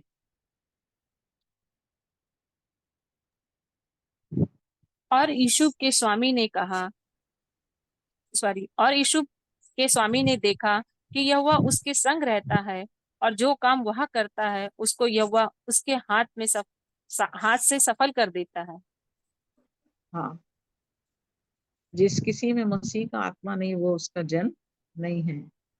और यहाँ पर यूसुफ के स्वामी ने देखा कि यहोवा उसके संग रहता है। अब वो स्वामी देख रहा है यूसुफ के जीवन में, क्या देख रहा है कि परमेश्वर इसके संग रहता है, और जो काम वो करता है उसको यहोवा उसके हाथ से सफल कर देता है। और तब इस तरह से हम देखते हैं कि जब वो उस मिस्री के घर में रहता है तो परमेश्वर उस घर को आशीषित करना चालू कर देता है। सब पर यहोवा की आशीष होने लगी। और सारी बातों को जब परमेश्वर अनुग्रह के साथ उस घर को आशीषित करता चला गया, तब यहाँ पर एक और बात हो रही है। 7वें पद से पढ़िए। इन बातों के पश्चात ऐसा हुआ कि उसके स्वामी की पत्नी ने यूसुफ की ओर आंख लगाई और कहा, मेरे साथ सो। पर उसने अस्वीकार करते हुए अपने स्वामी की पत्नी से कहा, सुन, जो कुछ इस घर में है मेरे हाथ में है, उसे उसे मेरा स्वामी कुछ नहीं जानता, और उसने अपना सब कुछ मेरे हाथ में सौंप दिया है। इस घर में मुझसे बड़ा कोई नहीं, और उसने तुझे छोड़ जो उसकी पत्नी है मुझसे कुछ नहीं रख छोड़ा। सो भला मैं ऐसी बड़ी दुष्टता करके परमेश्वर का अपराधी क्यों कर बनूं? और हाँ, एक ऐसा आत्मिक जन जो रहता है, एक आत्मिक जन हमेशा परमेश्वर के जीवन का, जिसके अंदर परमेश्वर का जीवन है, वो हमेशा इस बात की अपने जीवन में ध्यान रखेगा कि परमेश्वर का अपराधी मुझे नहीं बनना है, परमेश्वर की इच्छा के विरुद्ध मुझे काम नहीं करना है। यहाँ पर यूसुफ इस बात को बता रहा है कि सब कुछ मेरे स्वामी ने मेरे को दे दिया है और मेरे अधिकार में कर दिया है, और उसको मालूम भी नहीं कि मैं कैसे ये सारे कामों को कर रहा हूँ, क्या है। परंतु उसने सिर्फ एक तू है जो इस घर में उसकी पत्नी है, उससे छोड़ के और कुछ नहीं रख छोड़ा है। तो ऐसी बड़ी दुष्टता मैं कैसे कर सकता हूँ और परमेश्वर का अपराधी मैं क्यों बनूंगा, है ना। तो यहाँ पर जब स्थिति बिगड़ती जाती है और वो स्त्री जो है वो उस पर ध्यान लगाए हुए रहती है, और तब 13 पद में देखिए क्या बोलता है।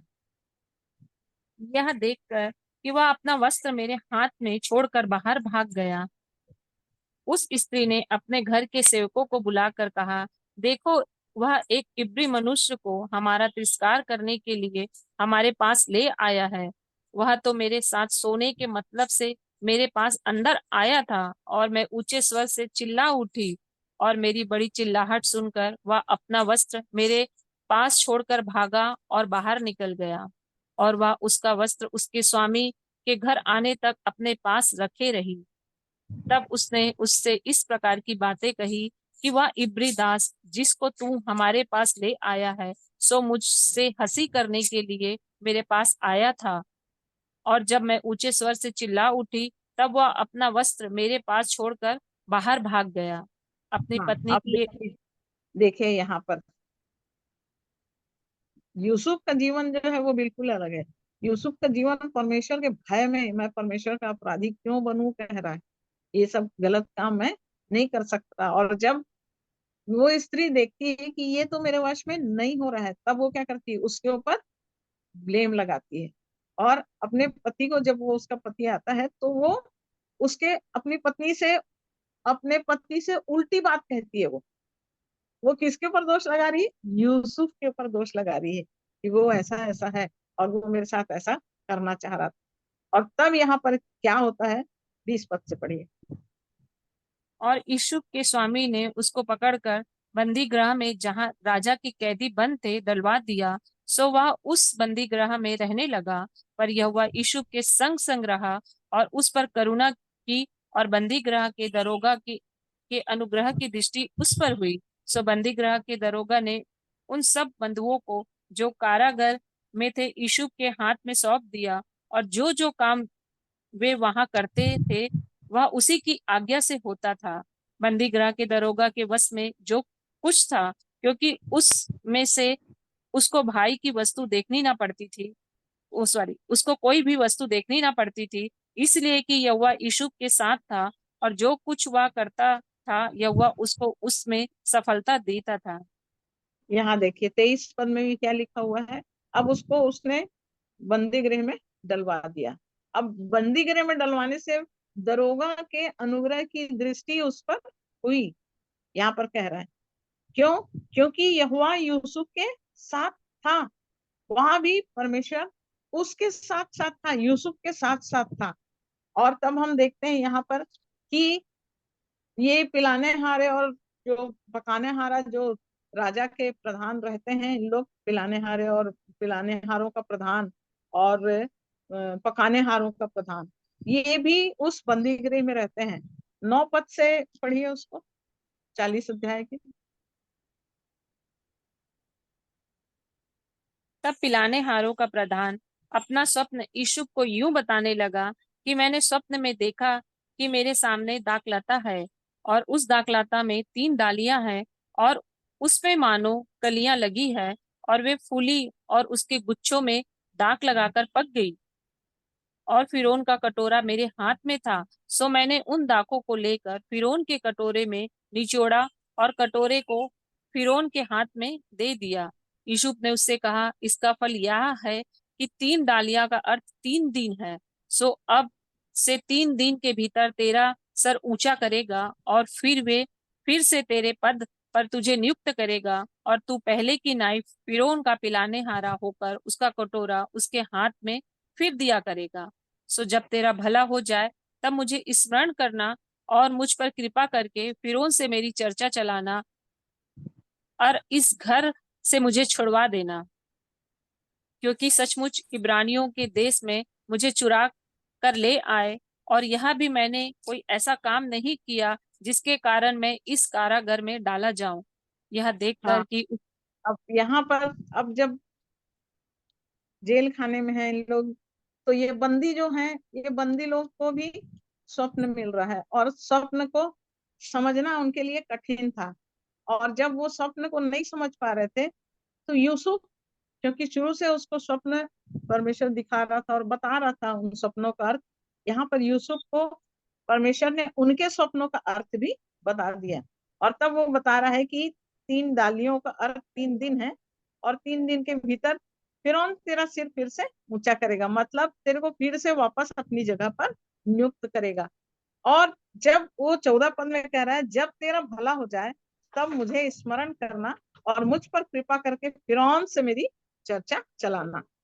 और यहाँ पर ये होता है कि ये 3 दिन के बाद में ये स्वप्न वैसा ही पूरा होता है, और पूरा होने के बाद में फिरौन के पास वो वापस लौट जाता है, और इस तरह से 2 साल बीत जाता है। परंतु उसको याद नहीं रहता है कि मेरे को यूसुफ ने कोई बात बोला है। दूसरा जो रहता है उसका स्वप्न बताता है कि तू 3 दिन में मार डाला जाएगा, परंतु इसका अब अर्थ बताता है कि 3 दिन में तेरे को वापस फिर से राजा अपने उसमें पिलाने हारों के उसमें बुला के तेरे को नियुक्त कर लेगा। परंतु जब ये छूटता है, ये वापस उस राज भवन में जाता है और वहां फिर से अपने काम में लग जाता है, परंतु इसको याद नहीं रहता कि यूसुफ ने मेरे स्वप्न का अर्थ बताया था और मैं वैसा मेरे साथ चल रहा है। कई बार लोग ऐसा है कि हम भलाई करते हैं और हमारी भलाई को लोग याद नहीं करते, भूल जाते हैं, और ऐसा ही यूसुफ के साथ भी हुआ। और तब यहाँ पर यूसुफ जो 41 अध्याय के 32 पद को देखिए।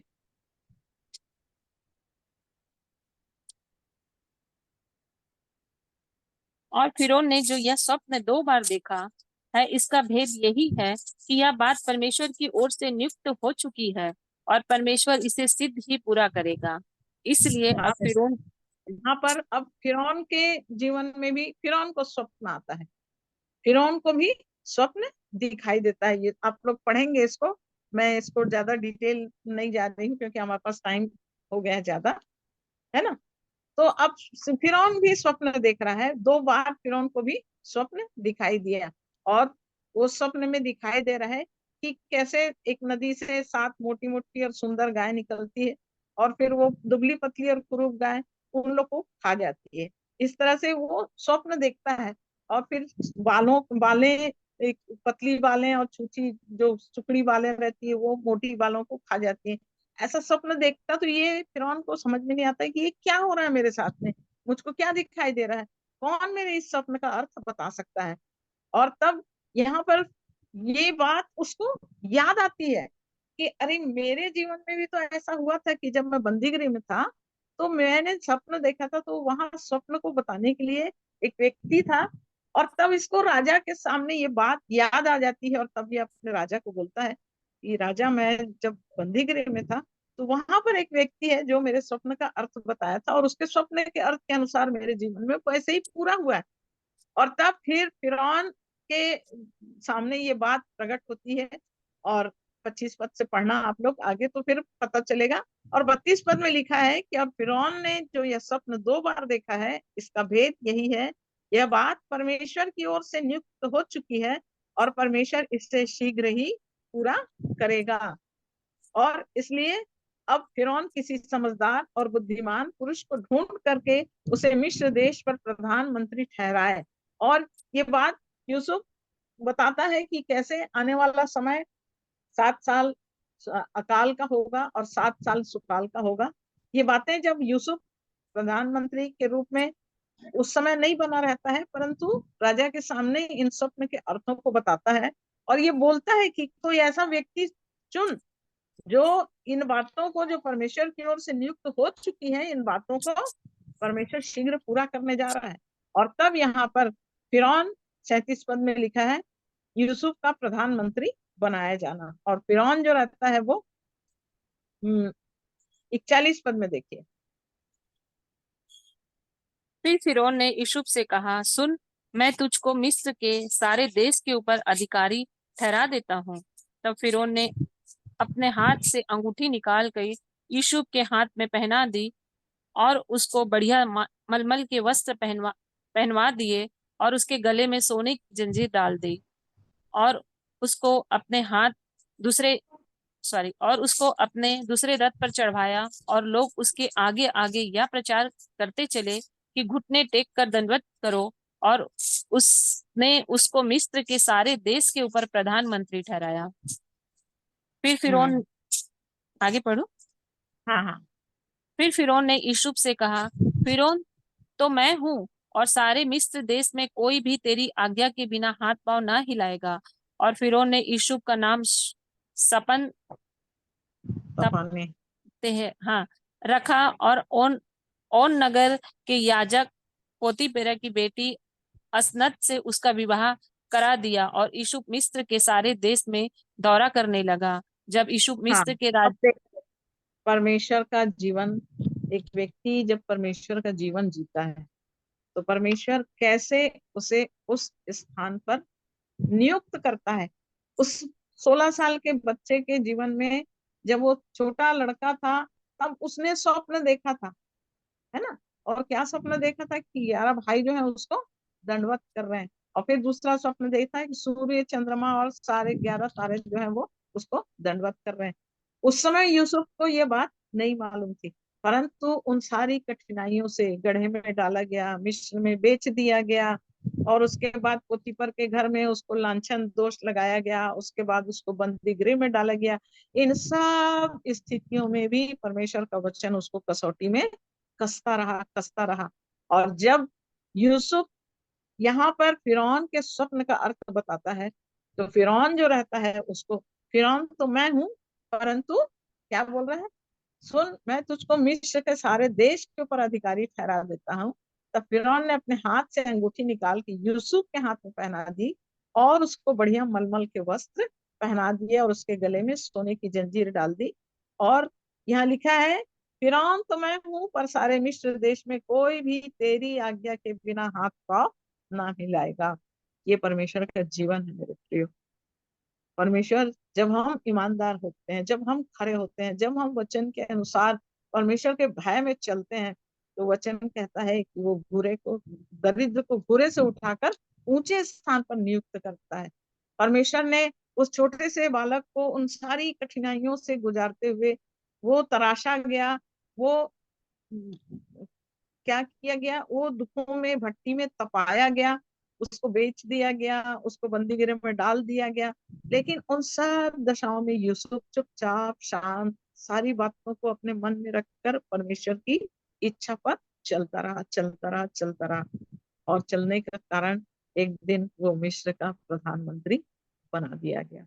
एक आत्मा का जीवन जो होता है मेरे प्रियो, परमेश्वर इस तरह से जब हम आत्मिक जीवन को लेकर चलते जाएंगे बड़ी शांति के साथ में, हर दुखों में, हर कठिनाइयों में, हर तकलीफों में, जब हम परमेश्वर के प्रेम को निहारते रहेंगे, परमेश्वर के भय में चलते रहेंगे, एक दिन अवश्य परमेश्वर हमारे जीवन को उस आत्मिक ऊंचाई में खड़ा करेगा, जैसे यूसुफ को उसने खड़ा किया और यूसुफ का घर बसाया। और आगे फिर हम देखते हैं कि कैसे वापस यूसुफ अपने उन प्रिय लोगों को, अपने उस परिवार को वापस लाता है। और तब इस्राएली जो रहते हैं वो वहां पर उनको गोशेन देश में बसाया जाता है। अभी समय नहीं है मेरे पास कि मैं और आगे डिटेल आप लोग को बताऊं, परंतु मैं यही बात बताना चाहूंगी कि यूसुफ का जीवन, इसको जरूर आप लोग भी मनन करिए, जरूर आप लोग भी पढ़िए। एक आत्मिक जीवन कैसे जिया जाता है, एक आत्मिक जीवन को चलाने के लिए वचन कहता है प्रेरितों के काम में कि हमें बड़े क्लेश उठाकर परमेश्वर के राज्य में प्रवेश करना है। तो ये क्लेश, ये दुख हमारे जीवन में अनंत महिमा को पहुंचाती है। ये संसार में पल भर का हल्का सा क्लेश, हम लोग का जीवन जो थोड़े दिन का है, ये पल भर का हल्का सा क्लेश। हमारा जीवन कैसा है, याकूब में क्या कहता है, सुन तो लो तुम्हारा जीवन है ही क्या, तुम तो मानो भाप के समान हो, पल भर दिखाई देती है और लोप हो जाती है। थोड़ा सा 60 साल का, 70 साल का, 80 साल का जीवन थोड़े दिन का जीवन है मेरे प्रियो। इसमें हम जब कष्ट उठाएंगे, तकलीफ उठाएंगे अपने परमेश्वर के भय में चलने के लिए, उसकी आज्ञाओं को मानने के लिए, उसकी इच्छा को पूरी करने के लिए सताए जाएंगे, तकलीफ में डाले जाएंगे। यूसुफ बंदीगृह में भी डाल दिया गया, कोई गलती नहीं थी उसकी, उसके बाद भी उसको बंदीगृह में डाल दिया गया, परंतु उसके बाद भी वो किसी से कोई शिकायत नहीं किया। वो सब बातों में परमेश्वर की इच्छा को अपने जीवन में लेकर चलता रहा, और तब परमेश्वर ने उसे महान किया, वो नाम दिया, मिस्र का प्रधानमंत्री बना दिया। आज हम आत्मा के जीवन को इसी रीति से यदि लेके चलेंगे तो परमेश्वर एक दिन अनंत निराश के लिए हमारा भाग रखा हुआ है। तो प्रभु इस वचन पर आशीष दे। इन बातों को आप और वचन पढ़िए, इसमें गमन की पुस्तक में यूसुफ के जीवन पर और गहरा अध्ययन कीजिए, आप लोग को भी प्रभु आशीष देगा। आइए हम प्रार्थना करेंगे। और ज्योति बहन जी हाँ, आगे का आप लीड करिए। हाँ इंदिरा बहन को बोली थी मैं प्रेयर के लिए, है कि नहीं पता नहीं। धन्यवाद बेला दीदी आज के वचन को बांटने के लिए। आपने प्रार्थना निवेदन किसका बोला था? रत्ना आंटी है, जिनका Ratna left aunty. Side breast cancer था, जी लेफ्ट साइड ग्लैंड था, उनका ऑपरेशन अच्छा हुआ है, तो उन्हीं के जी लिए करिएगा, रत्ना आंटी। जी बेटे राघव के लिए भी करिएगा, पढ़ाई के लिए। जी राघव जी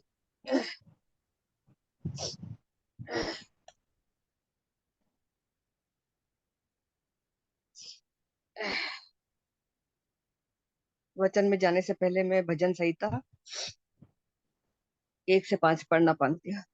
हे परमेश्वर मेरी रक्षा कर, क्योंकि मैं तेरा ही शरणागत हूँ। मैंने यहोवा से कहा, तू ही मेरा प्रभु है, तेरे सिवा मेरी भलाई कहीं नहीं। पृथ्वी पर जो पवित्र लोग हैं वे ही आदर के योग्य है, और उन्हीं से मैं प्रसन्न हूँ। जो पराये देवता के पीछे भागते हैं उनका दुख बढ़ जाएगा। मैं उनके लहू वाले अर्ध को नहीं चढ़ाऊंगा, और उनका नाम अपने ओठे से नहीं लूंगा। यहोवा तू मेरा चुना हुआ भाग और मेरा कटोरा, मेरे भाग को तू ही स्थिर रखता है। धन्यवाद देती हूँ आज की जूम मीटिंग के लिए। धन्यवाद देती हूँ सुंदर व बहन की गवाही के लिए, जो परमेश्वर की महिमा को उजागर करती है। परमेश्वर पिता उस बहन के जीवन में और अधिकाधिक से काम करिए, ताकि उसका परिवार भी इसमें और आशीषित होने पाए। क्योंकि हम जानते हैं प्रभु जी, क्योंकि आप भी एक दुख भुख सोगी मनुष्य थे प्रभु जी। आपसे कोई भी दुख मनुष्य का छुपा हुआ नहीं है। हम उन दुखों को जानते हैं प्रभु जी, क्योंकि उन दुखों से हम भी गुजरे हैं प्यारे खुदावन यीशु मसीह। हम धन्यवाद देते हैं प्यारे प्रभु जी। आत्मिक गीतों का गाना, आत्मिक गीतों का गाना, गवाहियों का प्यारे खुदावन यीशु मसीह धन्यवाद देते हैं। जब हम प्रार्थना के समय में जाते हैं प्यारे प्रभु जी, हम अपनी सांसारिक आंखों को बंद करते हैं प्रभु जी, आत्मिक आंखों को खोलते हैं प्रभु जी, अपने ध्यान को एकाग्रचित्त करते हैं, आपकी ओर लगाते हैं प्रभु जी, क्योंकि सहायता हमें आपकी ओर से मिलती है। अद्भुत अगम ज्योति में रहने वाले मेरे जीवित परमेश्वर पिता, मेरे उद्धारकर्ता जीवित प्रभु यीशु मसीह के नाम से, पवित्र आत्मा की सहायता सहभागिता के साथ एक बार फिर प्रभु जी आपके पावन चरणों में आते हैं प्यारे खुदावन। धन्यवाद देते हैं प्यारे खुदावन इस झूठे से झुंड के लिए प्रभु जी, जो आपके नाम से आपकी संगति में प्रभु जी एक मन एक चित होकर बैठता है प्यारे प्रभु जी। हम अपने जीवनों से प्यारे खुदावन, जो आपने हमारे जीवनों में किया है प्यारे खुदावन यीशु मसीह, उस पर हम आत्मसात करते हैं प्रभु जी। हाँ, धन्य है प्यारे खुदावन, आपका वचन हमें बार बार सिखाता है प्रभु जी, जो आपके नाम से इकट्ठे होते हैं प्यारे पिता, आपके नाम की महिमा जीवित परमेश्वर के उस वचनों की प्रभु जी जुगाली करते हैं, वचनों को सीखते हैं, वचनों में आगे बढ़ने का प्रयत्न करते हैं प्रभु जी, क्योंकि हम वो भूखे और प्यास है प्रभु जी, वो सांसारिक भूख नहीं मेरे खुदावन, मेरे आत्मिक पिता, मेरे धार्मिक पिता, मेरे पवित्र पिता, हम आपके पास इसलिए आते हैं प्यारे प्रभु जी, हमें आत्मिक भोजन देता है प्रभु जी आप, क्योंकि आप हमारे आत्मिक को जीवित पिता है प्रभु जी, आप लोगों के मनों को उबारते हैं प्यारे प्रभु जी, लोग प्रभु जी आपकी आत्मा से उबारे होकर प्रभु जी आपके कलाम को जब शेयर करते हैं प्यारे प्रभु जी, तो आप उसका उत्तर हाँ और आमीन में देते हैं प्रभु जी, वचनों में आगे बढ़ने के लिए प्रभु जी आप हमारी सहायता और मदद करते हैं, धन्यवाद देते, धन्यवाद देते, धन्यवाद देते हैं प्यारे प्रभु जी। इस जूम मीटिंग के प्रभु जी स्तंभ को प्यारे खुदावन अमन भाई के द्वारा प्रभु जी, जो हम इस मीटिंग में आने का हमें सौभाग्य प्राप्त होता है, चाहे हम शरीर से कहीं भी हो, किसी भी शहरों से हम प्रभु जी, मगर आत्मा में हम आपके बच्चे बनना मांगते हैं प्रभु जी, इसलिए हम आपकी साथ प्रभु जी इस जूम मीटिंग में शामिल होते हैं, हमें एकाचित कर एक मन कर प्रभु जी, शरीर से दूर मगर आत्मा में हम एक होने पाए प्यारे खुदावन, धन्यवाद देते हैं प्यारे खुदावन उन प्रेरिताओं के लिए प्रभु जी, उन प्रेरित लोगों के लिए, चाहे वो प्रभु जी डेविड भाई का परिवार हो, जिनका अगम परिश्रम हो, शेखर भाई का अगम परिश्रम हो प्यारे प्रभु जी रूपेश भाई का अगम परिश्रम हो प्यारे खुदावन यीशु मसीह, पंकज भाई का अगम परिश्रम हो प्यारे खुदावन, आशीष भाई का अगम परिश्रम हो प्यारे खुदावन, जिनसे हम शिक्षाओं को पाते हैं प्यारे प्रभु जी, चाहे वो पहले पाए और जो हम निरंतर पाते हैं प्रभु जी, हम उसमें ही अपना ध्यान केंद्रित करें प्रभु जी, जब हम वचनों को रिपीट करते हैं, उस पर आत्मसात करते हैं, उसमें जुगाली करते हैं प्यारे खुदावन यीशु मसीह, आप हमारी सहायता मदद करते, हृदय की गहराइयों से धन्यवाद देते हैं प्यारे प्रभु जी, बोलने वालों को आशीष दीजिए प्रभु जी, और जो नहीं बोल रहे उन्हें बहुतायत की आशीष दीजिए प्रभु जी, ताकि उनके मन खुलने पाए, उनके आंख खुलने पाए और अपने पिता जीवित परमेश्वर की महिमा और भलाई और गुणानुवाद करने पाए प्यारे खुदावन, हर बंद ओठों को खोलने के लिए प्रभु जी मेरी सहायता कर प्रभु जी, और लोगों की भी सहायता कर प्रभु जी, सुनने वालों के मन छिद जाए प्यारे खुदावन, हाँ प्यारे खुदावन मैं ऐसी प्रार्थना करती हूँ प्यारे प्रभु जी, मैं अपने ध्यान को आपकी ओर लगाती हूँ प्यारे खुदावन, मैं अपने विचारों को शून्य करती हूँ प्रभु जी, और प्रार्थना विनती करती हूँ प्यारे प्रभु जी, मेरी सहायता मदद कर, बोलने में मेरी सहायता मदद कर प्यारे खुदावन यीशु मसीह, पहला तीमुथियुस 3, हाँ प्यारे प्रभु जी हम जानते हैं, इसमें संदेह नहीं है, भक्ति का भेद गंभीर है, जो शरीर से तो प्रकट हुआ, आत्मा में धर्मी ठहरा, स्वर्गदूतों को दिखाई दिया, अन्य जातियों में उनका प्रचार हुआ, और जगत पर विश्वास किया उन पर, और महिमा से ऊपर उठा लिया गया। हम ऐसे परमेश्वर पिता की आराधना स्तुति करते, उससे शिक्षा पाते हैं। प्यारे प्रभु जी हमारी सहायता और मदद करिए प्रभु जी। प्रभु जी उन प्रार्थना निवेदनों पर मैं अपना ध्यान केंद्रित करती हूँ प्यारे खुदावन यीशु मसीह। प्रभु जी जब आपके पास आते हैं लोग प्यारे खुदावन, उस रत्ना आंटी के लिए प्रार्थना करती हूँ मेरे प्रभु जी, जिन्हें मैं नहीं जानती प्रभु जी, मगर आप जानते हैं। आपका वचन बार बार हमें सिखाता है कि हम आप विश्वासियों की झुंड के साथ एक मन एक चित होकर प्रार्थना करो, तो क्या मेरा हाथ इतना छोटा है कि तुम्हारे बीच में नहीं आ सकता? अपना छिदा हुआ हाथ बढ़ाइए मेरे अब्बा। मैं प्रार्थना करती हूँ उस रत्ना आंटी के लिए प्रभु जी, जो प्रॉब्लम उन्हें है प्रभु जी। हाँ प्यारे खुदावन, उस प्रॉब्लम से आपने मुझे भी निकाला था प्यारे खुदावन यीशु मसीह। मैंने जब गिड़गिड़ा कर प्रार्थना करी थी प्यारे खुदावन, आपने मुझे भी चंगा किया प्यारे खुदावन। उस बेटी के लिए, उस बहन के लिए मैं प्रार्थना करती हूँ प्यारे खुदावन यीशु मसीह, उन्हें शिफा और चंगाई दीजिए प्रभु जी। हर चीज नॉर्मल आने पाए रिपोर्ट में प्यारे खुदावन। राघव बेटे के लिए भी प्रार्थना करती हूँ प्यारे प्रभु जी। मैं उसकी आत्मिक स्थिति को नहीं जानती प्यारे खुदावन, मगर मैं प्रार्थना में उस बेटे को ऊपर उठाती, उसके नाम को प्रभु जी, कि प्रभु जी ये बेटा प्यारे प्रभु जी एक आपका राज्य को बढ़ाने में एक अच्छा स्तंभ बनने पाए प्रभु जी। इस वक्त उसकी क्या आवश्यकता है मुझे नहीं मालूम प्रभु जी, मगर मैं प्रार्थना करती हूँ कि उसकी आवश्यकताओं को प्यारे खुदावन, तीसरे स्वर्ग में विराजमान मेरे पिता के दाहिनी ओर बैठने वाले पिता, सुनना प्रभु जी और कबूल करना, क्योंकि वो बेटा प्रभु जी आने वाले समय में प्रभु जी दूसरों के लिए प्रभु जी एक उदाहरण का कारण बने, और दूसरों को प्रभु जी आपके राज्य में लाने के लिए प्रभु जी एक माध्यम बने प्रभु जी। ऐसी मैं प्रार्थना कर रही।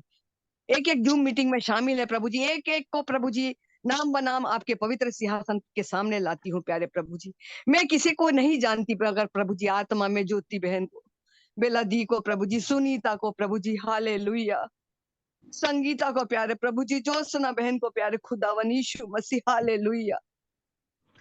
एक एक प्रार्थना को प्रभु जी जो बीते दिनों में किया है प्यारे खुदावन, सब पर अपनी दया की दृष्टि रखिए प्रभु जी, दया करिए प्रभु जी। एक एक पत्रियों पर अपने छिदे हुए हाथ बढ़ाइए प्रभु जी, क्योंकि आप वही वह परमेश्वर है जो आज आपके चरणों में बैठे और कुछ मांगते हैं तो उसकी सुनते हैं प्यारे खुदावन यीशु मसीह। धन्यवाद देती हूँ मेरे अब्बा, धन्यवाद देती हूँ मेरे अब्बा।